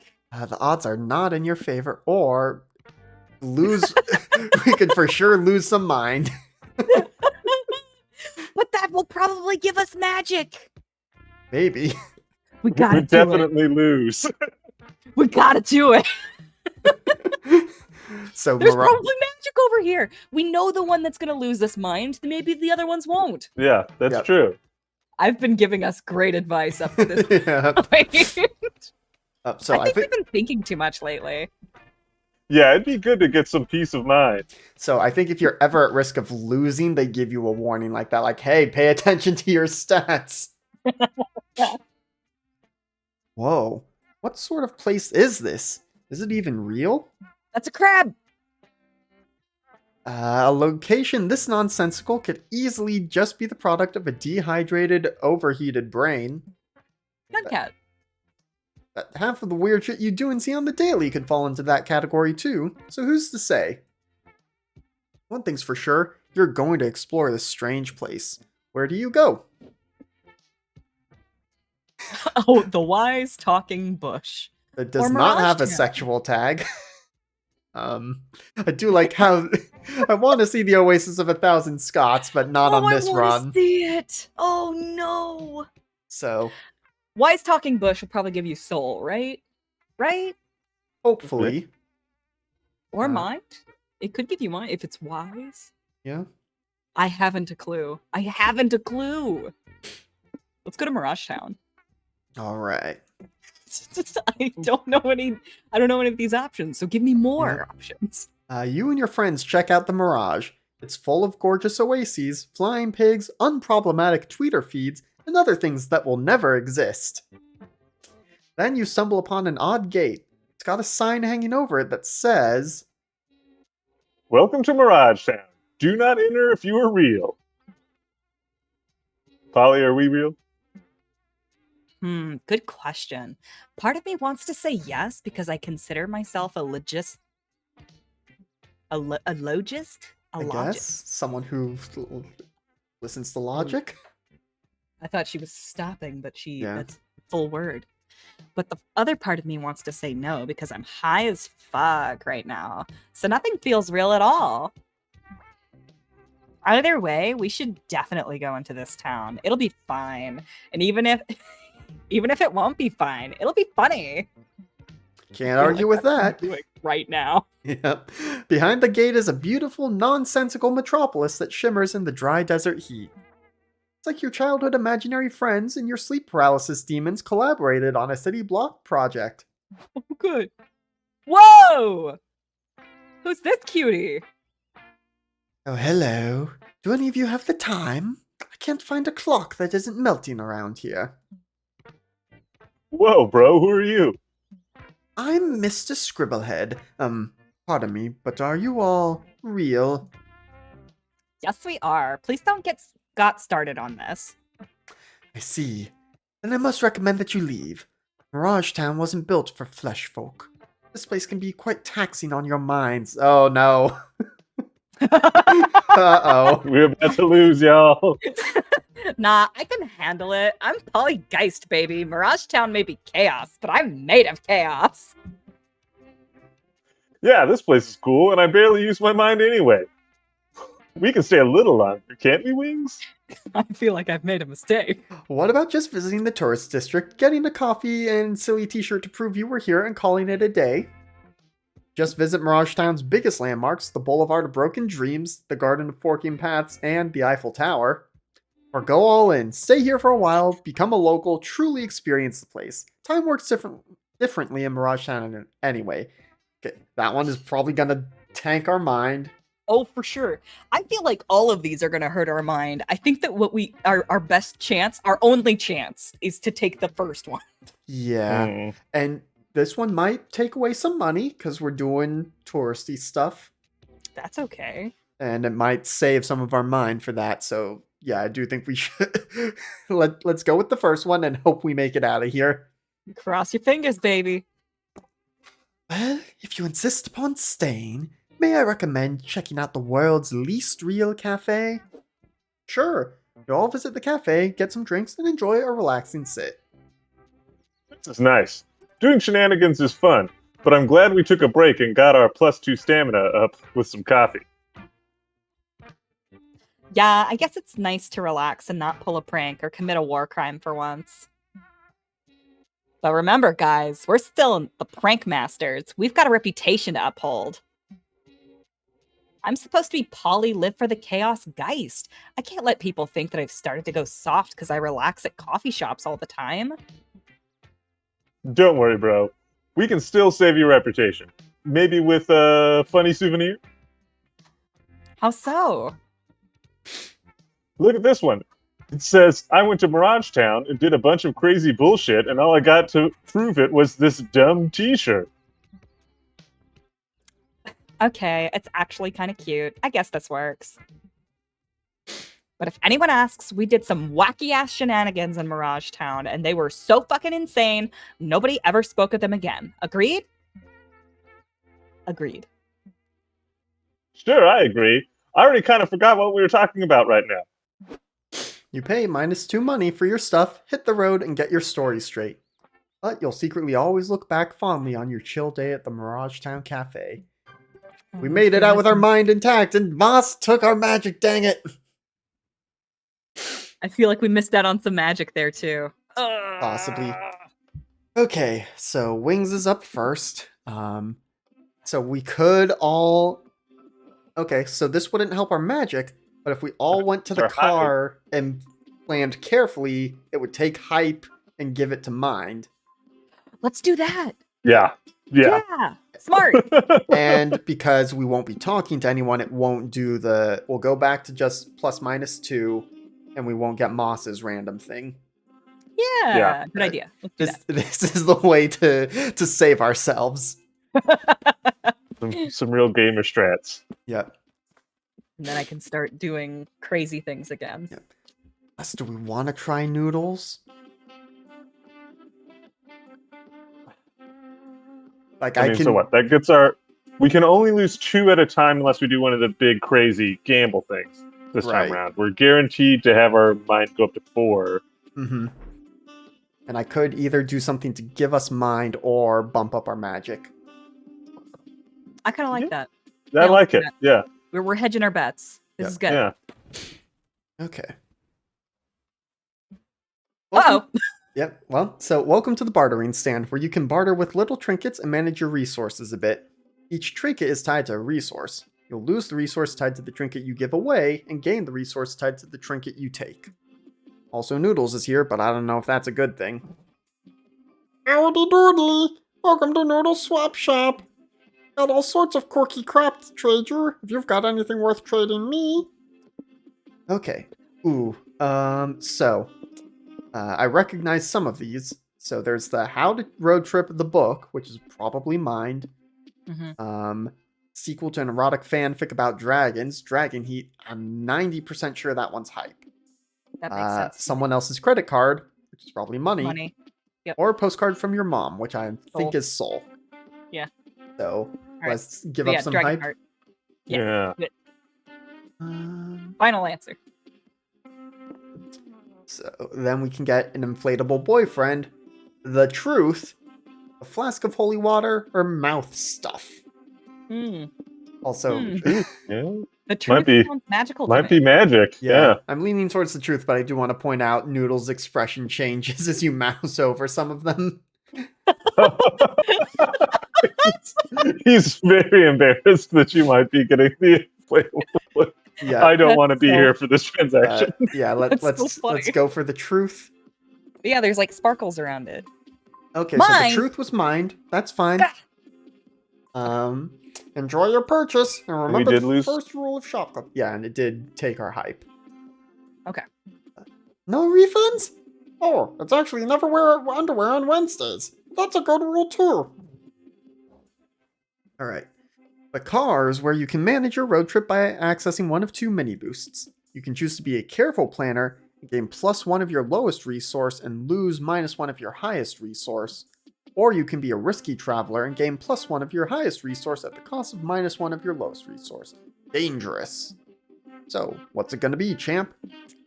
So it sounds like we both want you to do cautious, and that'll get our hype down to magic level and should bring mind and money up to 6 each. Yeah. Yeah. It's the Do solid. that. Yeah. Okay, so yeah, that gave to money, so this one should give to mind.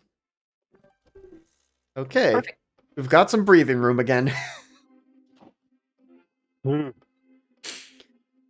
Okay. Yeah, gosh, we need to find things that will give us magic, dang it. Or at least eat our hype. Yep. Okay, Rave in the Desert. So for sure, soul or stamina or a mystery. Or the Fancy Motel, which is all mystery. Full mystery. All mystery, baby. All right. Who was But who was phone? Whoa, Moss. That's where do you stay when you're too cheap for a real hotel, but too fussy for a regular motel? Here, apparently. This place is full of class, charm, and poise. 3 things you've always lacked. Oh my god. Which means tonight is the perfect night to cosplay as a rich, fancy person. What do? Frank call the front desk, visit the bar, wink wonk, or explore the amenities. Any of these could be anything. Visit the bar. Alright.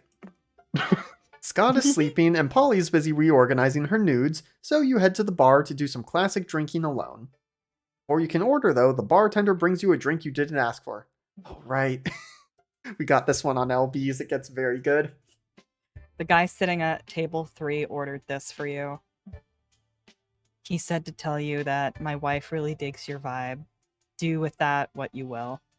I also love how, like, her main art changes, but her head art is still always the pizza hat. Check out the couple. There are a couple of hot silver foxes. Drink your drink and get up to say hi when another drink is delivered to you. Hey again. This one's from the Warlock at table 2. He says your eyes hold the magical secrets to the universe. Pickup lines just get weirder and weirder these days.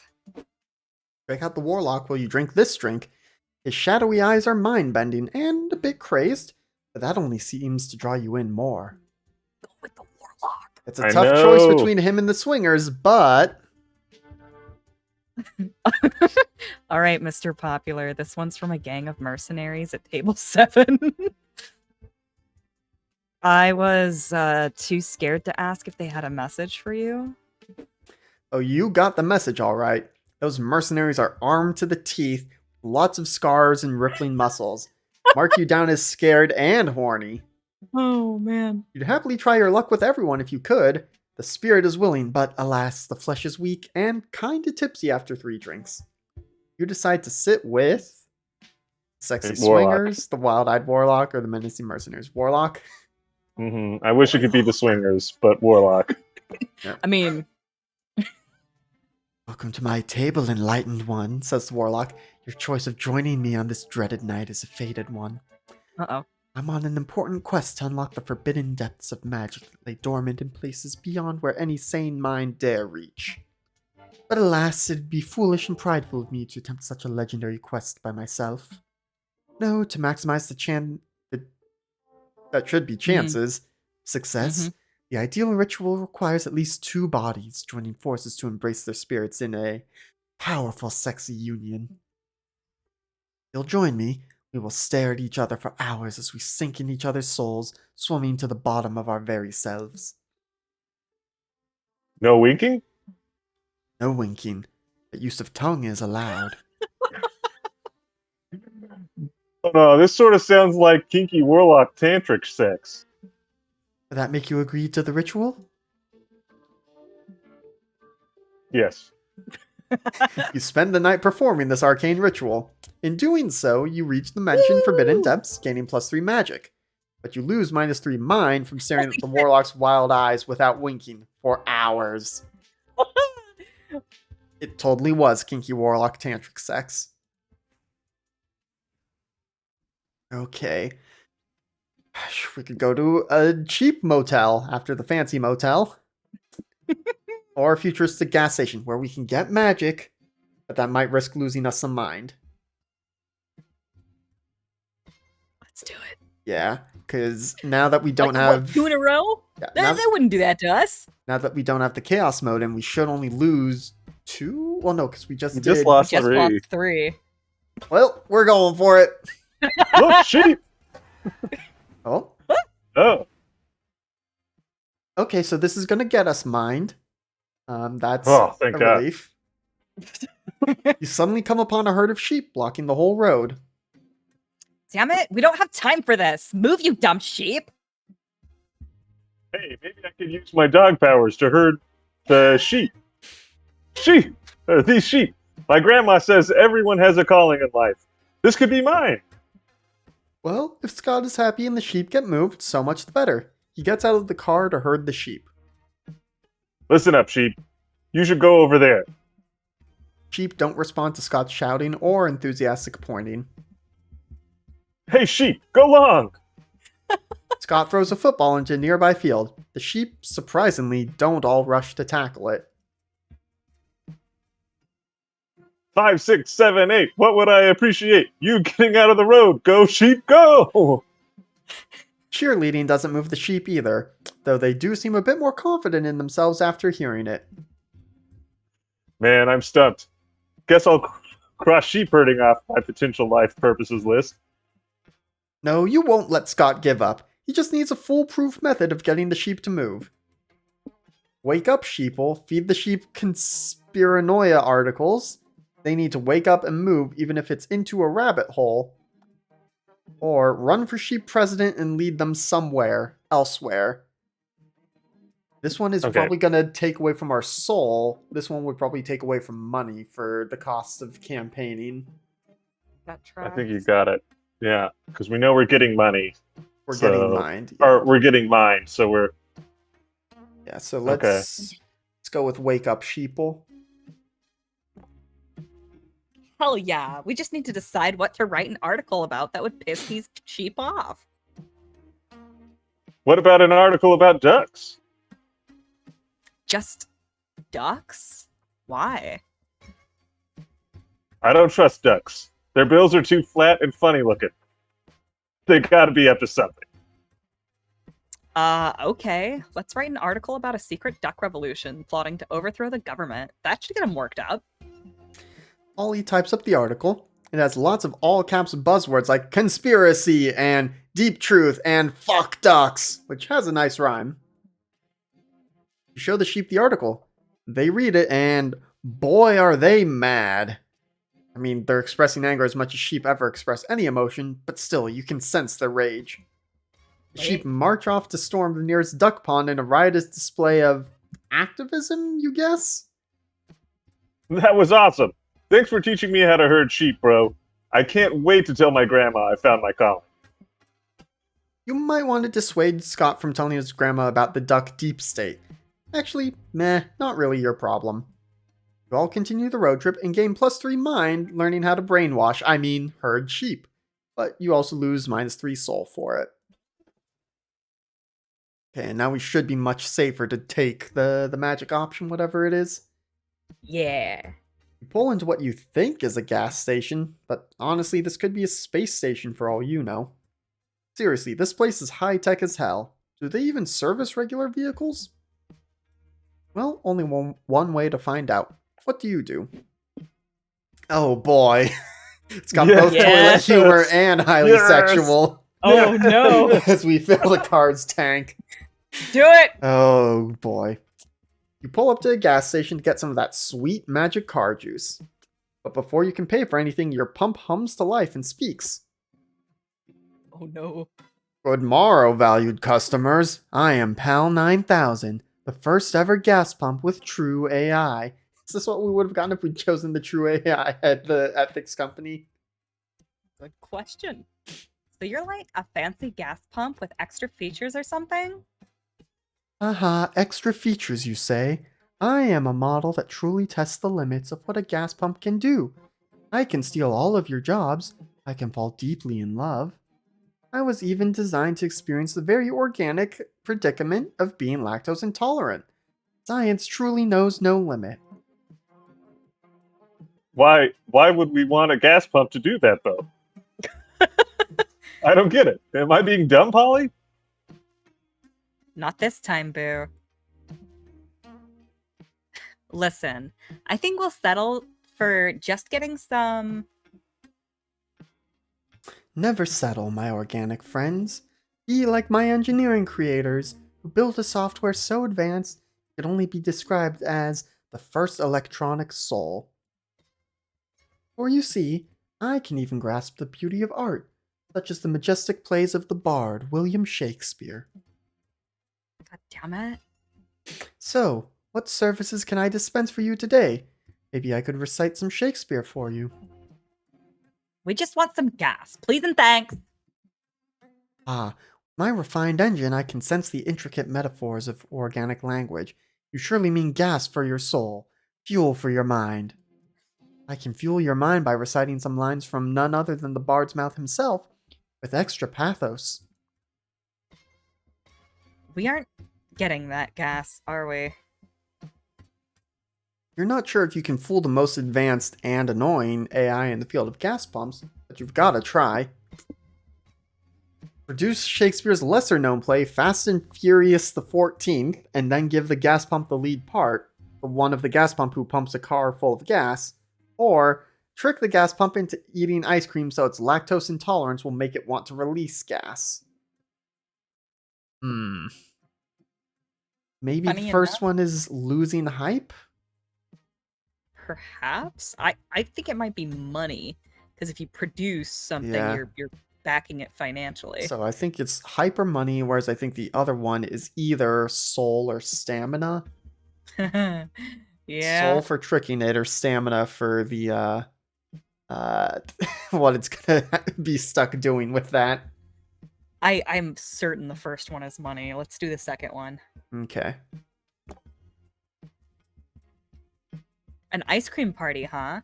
Guess that means we gotta break open the emergency ice cream stash. Yes, ice cream emergency. I'll get the hammer. Scott breaks the glass case that once protected your emergency ice creams, and you pass out the goods, effectively losing -3 stamina. Ice cream. Such a mysterious treat for organic life forms. I've heard so much, yet I know so little. Or I can read 1,000 pages of content per second, yet I still choose to read all of Shakespeare's works on a loop. Should I indulge myself with this exotic delicacy? You know what, my friends? Unlike Hamlet, I will not be plagued by indecision. Smear that ice cream on my pump. Just says smear that cream on my pump. Yep. You wish that had been worded a little differently, but alright. You stick the gas hose in a pint of ice cream. Feel funny. May it be that ice cream is made out of milk? No, silly. It's made out of ice and cream. It's in the name. Actually, yes, it's pretty much made entirely out of milk. Egads! It seems my lactose intolerance feature will finally be made useful. A tragedy in the making, only comparable to the tragedies written by... We got it.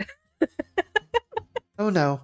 Oh dear. Would it trouble you much if I relieved myself in your gas compartment? Sure, bro. There's no shame in passing a little gas. I fart all the time. Yup, unfortunately, I can confirm that's true. Knowing that gasoline is basically just gas pump farts doesn't make you very happy, but at least it worked. Take +3 magic and don't think too much about where it came from. So that was toilet humor. Would the other one have been Sexual? the Probably. sexual? Oh no. Oh no. Okay, let's see. Business Summit, join capitalism's finest, where we would get some money. Or, cult headquarters. Ooh, cult, Got cult, two magic. Cult. You'll never believe what I heard about. Are you really going to join a cult? Yes. I suppose they've got team building, all the dead goats you could ever want, maybe fun ritual orgies. If you can ignore all the murder and brainwash practices, it honestly sounds like fun. Where do you want to start? This actually looks like Zoe's cult. Might be. Ritual sacrifice, eh? Yep. Or initiation feel rites like- or cult marketing meeting. I feel like our decision is made for us. Yep. I'm just trying to guess what this is going to lose us, but I guess we'll have a choice Yeah, in I'm gonna there. probably, right? Kind of whatever it is, it's fine, right? Yeah. Exactly. We get this one, and then all we need to do is get magic one more time. We're Yeah. fine. Though the thing is, you have to end a week at 25. It doesn't, like, once you hit 25, it doesn't just end. Versus, I feel like it's a lot easier to keep it at 25 than to get it to 25. yeah. But so, ritual sacrifice, here we go. You and your friends enter the cult's sacrificial chamber with all the optimism of the first characters to die in a horror movie. Check out this holy pamphlet. The ritual sacrifices are completed to please Matra, the deity of sacred secrecy and darkness. Completing the sacrifice will give Matra's worshippers a taste of its exclusive magical powers. Cool! We can siphon some of that magic into the car afterwards. Hell yeah. Oh. Proving Yep. I'm typecasted. Hell yeah. I love a good old ritual sacrifice. Let's kill some goats and have a big kinky orgy in the pool of their blood. Hold your horses, eager acolytes. You cannot no, that's simply not. wander into Maatra's sacred halls and throw yourselves into a goat blood orgy right away. Why not? Because that's not what being in a cult is about. So many new cultists only care about the orgies without understanding their ceremonial implications. Wait, there are ceremonial implications to this? I thought we just all like to fuck goats.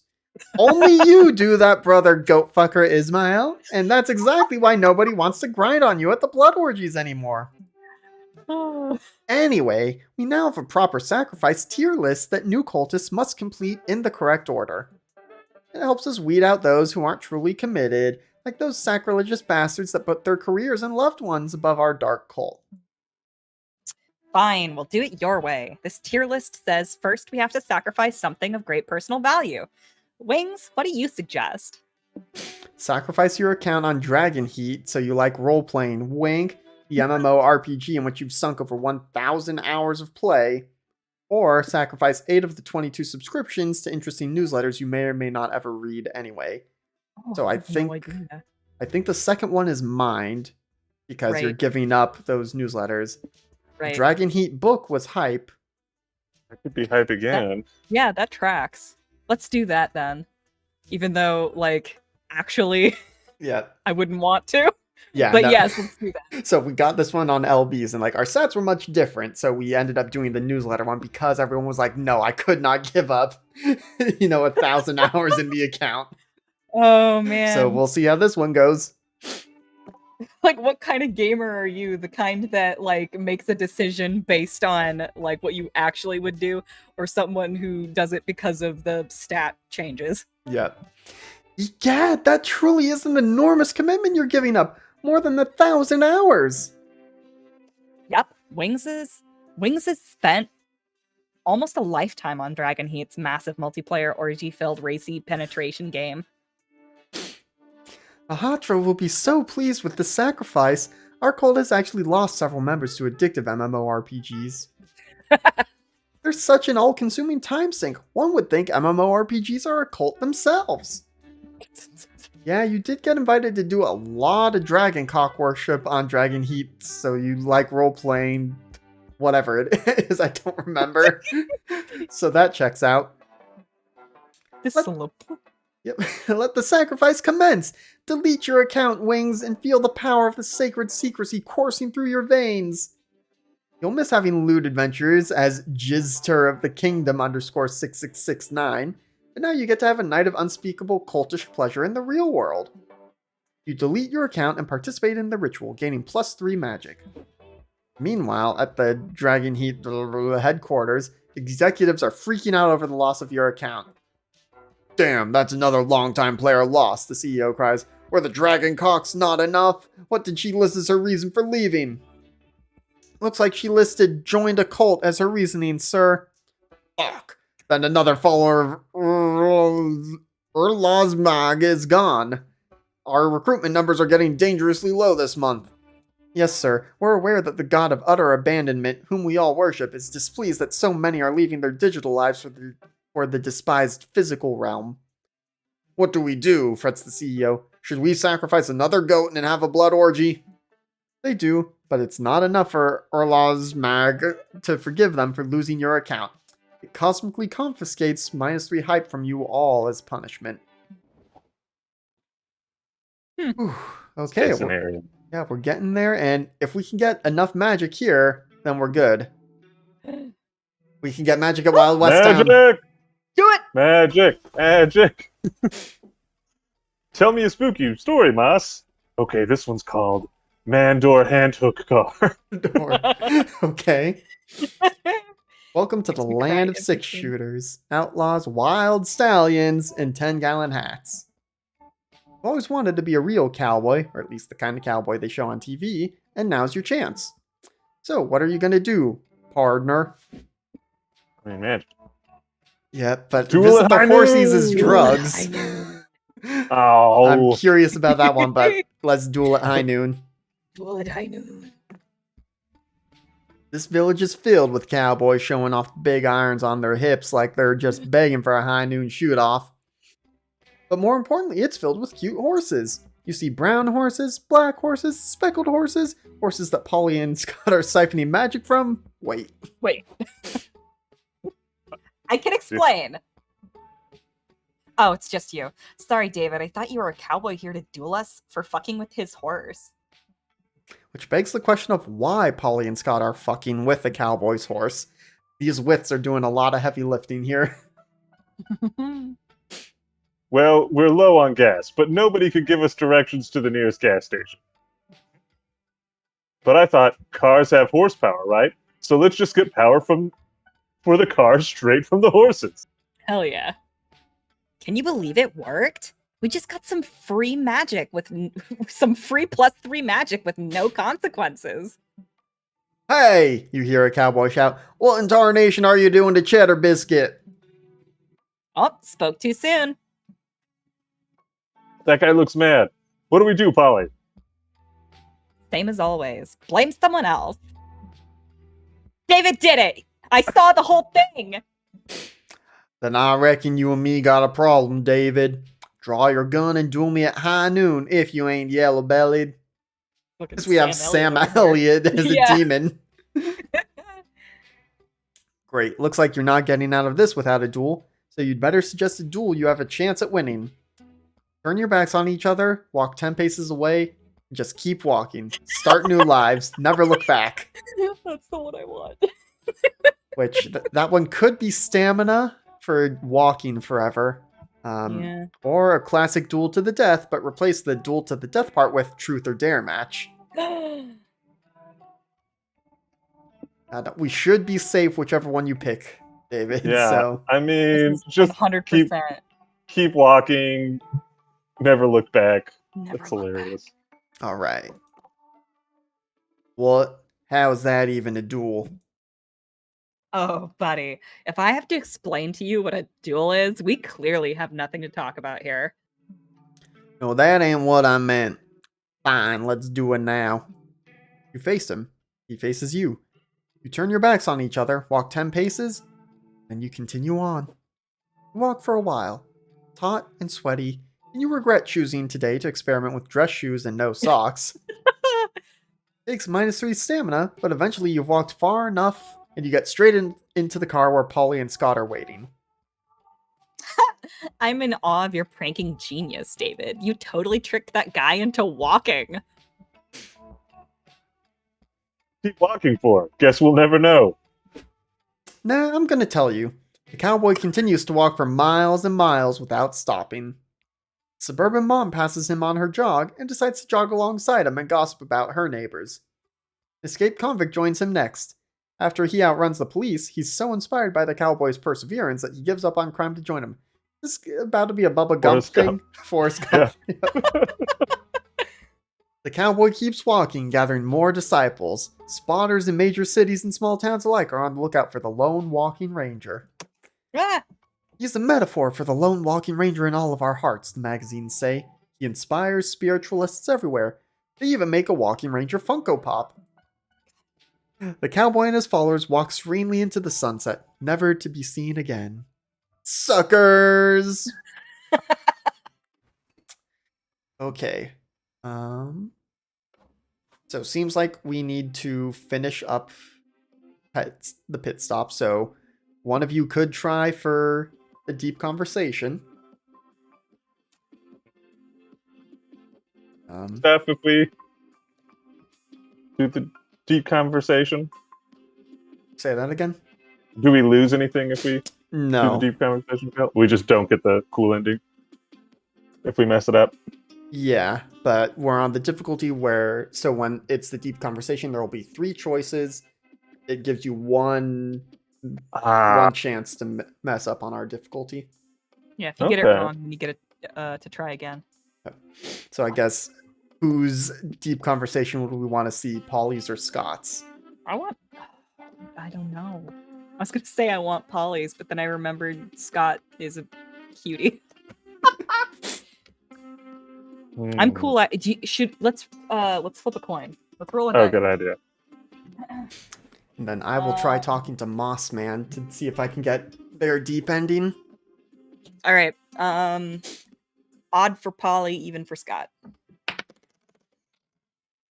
4, Scott. All right. Okay. Which means, David, where do you want to go? I mean, just do info, I guess. Doesn't Sure. matter, right? Yeah, because I don't assume wanna you'll be mess able with to. the stats. Yeah, I assume you'll be able to pick, and then it just, it'll go to the ending. Hmm. We should see what our potential hitchhiker could have been. Well, so I'm gonna go talk to the hitchhiker, but I am planning to talk to Mossman so I can maybe get their deep conversation as well. Holy. Yeah, let's do that. Okay, Yeah. so David's checking out the info board while Wings and I are chatting up the honeys. Yeah.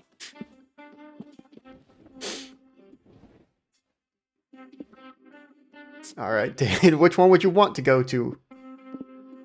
The world's biggest potato. You say potato, I say potato. A spa ready, set, relax, or factory workers assemble. Spa. Yep. I will Yeah. say it's a shame we're not going to get to see it because of what I've seen so far. The spa has my favorite scene in this game. Oh. All right, so we were talking to Scott. Yeah. Mhm. Oh no, His both of those interest in sound Night really Sky cool. or his grandma. Oh, both sound so wholesome. He mentioned his grandma before, but the night sky. Well, let's go night sky. All right. I bet grandma has potential to be sad. Let's not do that. Oh, stars rock hard, don't they, bro? I love looking at them. They are pretty. I want to learn everything about stars. Like, what are they made of, or where they go during the day. Astronomy's biggest unsolved mysteries. I also really like how stars are team players. Like, they shine brightly by themselves, but they still buddy up and make constellations. There's the one that's apparently my birthday constellation, the Little Crab. Baby. It's one of the hardest constellations to see, but I keep an eye on it so it doesn't feel ignored. Go, Little Crab, go! I'm trying to learn all the constellations, but until I do, I like to think up constellation names of my own. Oh, okay. What's the name of that constellation there? That one is the Playful Pelican. It represents a pelican, and rumors say it's very playful. Yes, Chad is right. Scott is a gem.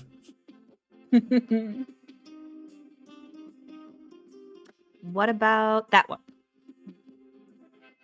That, I think that one is the Sky Umbrella? It looks like an umbrella, and I like to think it protects the other stars when it rains so they don't get wet. Hmm. Hmm. Scott, Yes?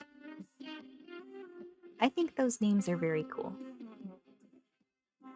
Ah, thanks, bro. You keep looking at the stars as Scott tells you about the different constellations he's made up. It's a warm, cozy night. Okay, so I think you would need to have one more conversation with Scott to get the deep conversation. Still worth it. Yeah. Let's see if I can get Moss's. Oh, yep. Okay, so Ooh. because it has the heart. Okay, so we're gonna need to pay attention and figure out what clues he's dropping in this chat. All right, we got this.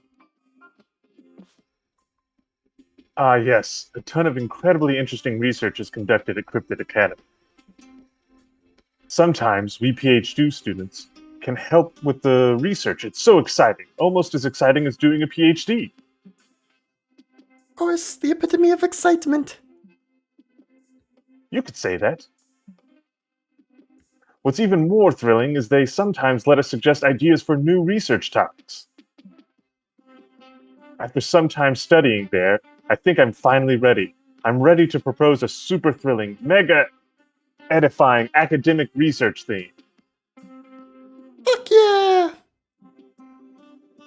So, here I am, wondering what would be a killer theme to get everyone on board. But how does one impress a group of historians and history researchers? Don't look at me. Unless you give me some hints, I'm at a total loss.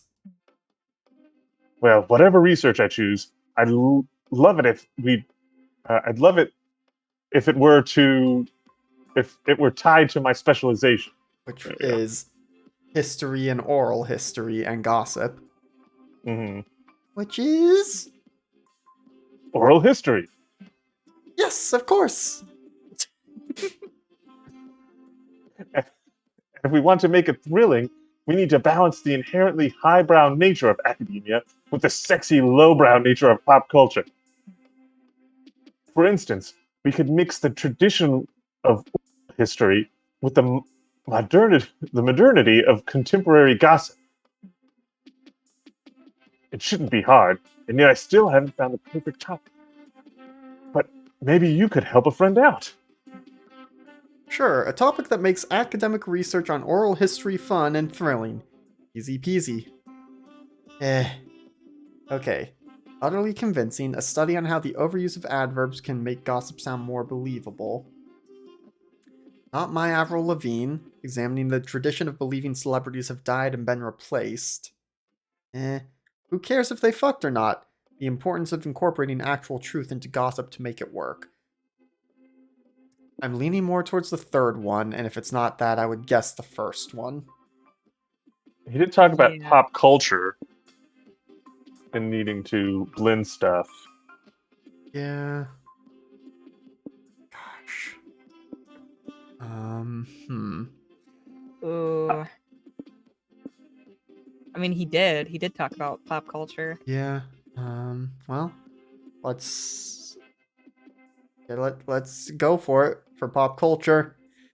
Give me pop culture. Okay, I think that did it. What an incredible idea! Really? Absolutely. There's a rich history of people losing it over rumors of celebrities who may be secretly dead and replaced. Elvis, Tupac, etc. It's one of those things that sounds dumb, but once you've heard about it, you can't help but notice little things that seem off. And you're all like, nah, it's completely dumb. It can't be true. Unless. Oh, Alex, you're the best. Everyone will love this proposal. I'm sure we'll soon be delving deep into this academic research. It'll be thrilling, and it will be thorough without being academically boring. I'm glad I was hopeful, Moss. Out of curiosity, did you suggest this topic because you heard the gossip that's been circulating lately? What gossip? We don't know. The delightful coincidence. Allow me the honor of breaking this hot gossip to you, my friend. Did you know that the fifth Vanderbilt sister is shrouded in mystery? No one knows exactly why they keep her in the shadows. Is she in cahoots with the air people? Is she a class traitor who believes in turning the Mer Kingdom into a republic? Is she a bastard? A mere goldfish in a fishbowl? Well, a new theory has arisen recently. Some say that Miranda Vanderbilt was murdered in a coup by some revolutionaries. The Mer Kingdom crown didn't want this to spark dissent among the people and make the Vanderbilts look vulnerable. I'm trying to remember because I think the Vanderbilts are the family of the Mer people. That in the first one there is the Mer girl, but Mhm. isn't that Miranda? I think that's possible, yeah. Hold Okay. on. Miranda Vanderbilt. Yep, that's her. Okay. Well, it's suddenly got a lot more interesting. Yeah. So they secretly replaced Miranda with the fifth Vanderbilt sister, who happens to be her identical twin, kept in the shadows for mysterious reasons. The Miranda you know now is not the Miranda you knew. What a silly yet intriguing piece of gossip, no? I bet you can see the appeal of the celebrity dead and replaced gossip mechanism, can't you? Yes, such a silly way of building engaging gossip. It was so nice to help Moss. He sure knows how to spread some hot gossip. Imagine Miranda dead and replaced. What a silly thought. Absolutely dumb. Can't be true. Unless Unless? Moss, more than a friend? Yes. Yes! Wait, there's something else. Oh, Bum, bum, bum, bum, bum, bum, bum, bum. Dreamed Dominions.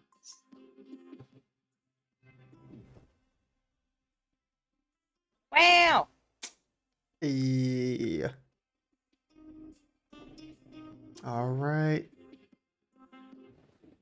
The road trip comes to an end. Oh dang! It's so beautiful. Cross the magic portal and end up in a whimsical land full of magic. Even the text is changed, or well, no, the It is. font is the same, but the backing and stuff. Apparently, these domains were created by a powerful spell years ago.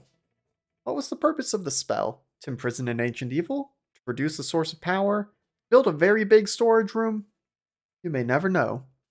You only know one thing for sure. You're here now and you're ready for a big adventure.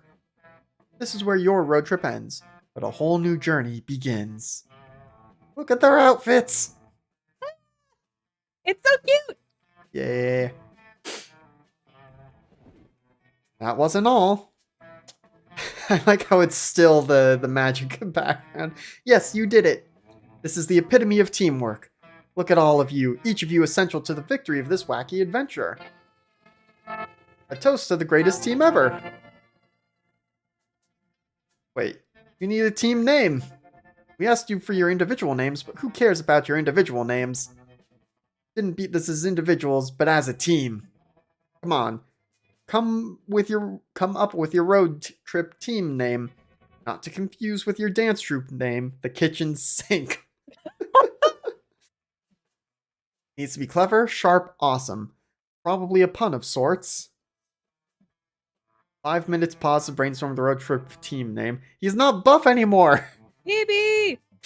You got it? Perfect. And remember, if you leave a good review, they help a lot. Include your team's name and compare it to other players. Now again, a toast to the greatest team ever! Chant your team's name out loud!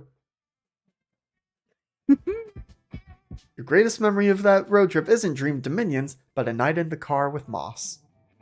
Just the two of you looking at the stars. You know what? Or, yeah, this is you, right? I like thinking of the stars as big, relentless fires burning in the sky. That's such a nice thought. Yes, the same way stories happen around a fire. Constellations form around the stars, carrying old stories from a past time. Such is the power of gossip, of stories told and retold. Sometimes they ascend to the sky to become immortal. You must know by now, I do love gossip. I noticed. But let me tell you something. He leans into you and whispers, his warm breath on your ear. There's also a power in stories never told. To hold something against your chest, to carry its magic to the grave. A secret of yours, a secret of mine. What if we did that? What if we turned tonight into a gossip of two, a story untold? Then he kissed you. And then, well, that's something you will hold dear against your chest, close to your heart. Ooh, we did it!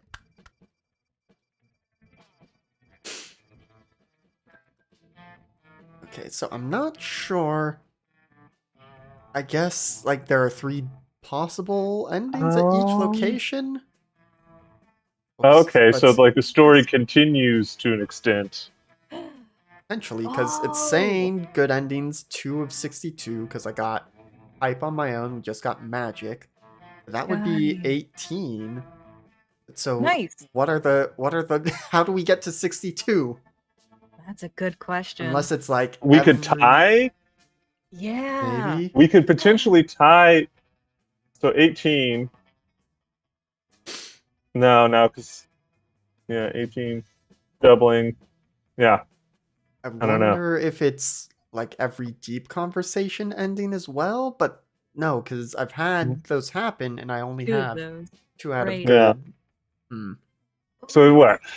So if there's possible ties, you could do 18, then 9 two-way tie combinations, Mhm. 3 three-way tie combinations, Mhm. right?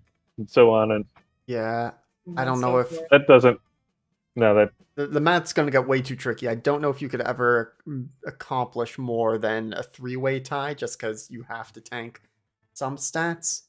Though Mhm. there was one event that I found that was like a three-part event, like a mini event, and at the end of it, because I chose correctly, I only gained stats. I did not lose anything in that. Well, So, maybe there are endings that require you to go for a certain number of weeks without any of them getting high enough. maybe. Yeah. Hmm. I mean, this game is new enough that the people are still building out the guides. Very interesting. Yeah. All right. Just like that, the road trip came to an end. It was full to the brim with danger, fun, and utter nonsense. It was everything we could have expected from a trip with Polly and Scott, and then some. We not only survived the whole thing, but we conquered it and came out different people. It all turned out to be a pilgrimage into self discovery, a rite of passage, a quest for growth. That is to say, a fucking good road trip. As we were heading back home, I thought about how all of this was just one of the first stops, a much bigger journey that was only just beginning. Welcome to the streaming version. Felt ominous and scary, but it was going to be alright, because we were young and unafraid, and we were ready to start. Oh yeah. This time they gave me quote unquote. I love the lyrics of Stream Safe songs, because they're like, welcome to the Stream Safe credits. Didn't play to get done the Oh, this is cute as hell. Yeah. did the flip it. The turtle. Hey, you leave the turtle in the car. I'm sorry. Yes. The developers asked for a couple things. One is Oh, hell yeah. the unicorn. good review. So I left a reminder in the song. It's well hidden, for you see. I made it fit the images. Aw. It, This game is about. Looks like some sort of racing game. Monsters. So I will sing about what I know. Like Applaudi Martinez sees the best. 5 stars, 10 out of 10. so yeah, if you've been looking at the voice actors, they've got some names in here for just the little, like, vocalizations and stuff. No strikes, no copyright. Careless streaming day and night. Here's some of the things that don't infringe any kind of copyright. Like a lazy orange cat, but his name is Garfield. I hate Tuesday. Or the work of artists who died centuries ago, like Paco Bell. See? Fine. They just threw Pachelbel's cannon in there. Cinema swirl, a shovel, don't ask me. Carrot and beets. This is just my grocery list. So, Evangelion is in the special thanks. Please leave a good review, my friend. Please leave a good review, my darling. Please leave a good review, my friend. Please leave a good review, my boy. 5 stars, 10 out of 10. Best game ever, I will play it again. Well, now, yes, we're done. We sung all the things that the developers want. But I can't stop wondering about the turtle. Is it and where it's gone? By the way, did you notice when I hit the review message? Yes, I know I'm so subtle. Please don't mention it. Please leave a good review, my love. Please leave a good review, my friend. Please leave a good review, my darling. 5 stars, 10 out of 10. Best game ever, I will play it again. Was a bop.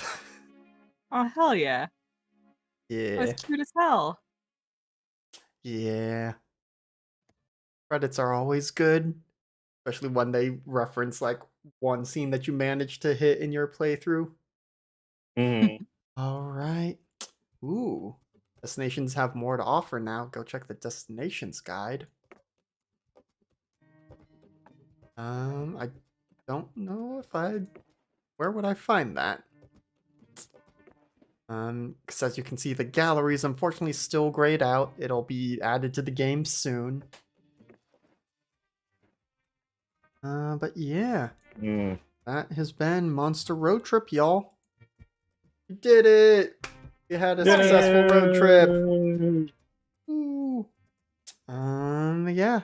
And we are just over time, so I think that's a good place for us to end here.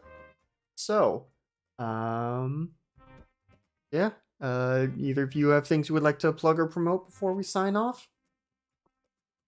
Nope. Alright, well, thank you everyone for hanging out with us. We had a few people popping into chat. You should, if you're not already, make sure you are following us on all the social medias, Twitter, Discord. Check out our YouTube for all the VODs and such. We've also got merch if you want to help support the channel and pay for character art for the streams. But I think that's it. So next time this channel is scheduled to be live is Thursday at 7 p.m. Eastern, which I think we forgot to say, but this is now at our new time spot, the 7 o'clock Eastern time start, and that's what Tuesday will be going forward. So it's in line with Thursdays now, which is good, and it means we all get to go to bed at a reasonable hour, because we're all adults who need sleep. And speaking of sleep, we are going to go ahead and sign off now. So until next time, good games and good night, Internet.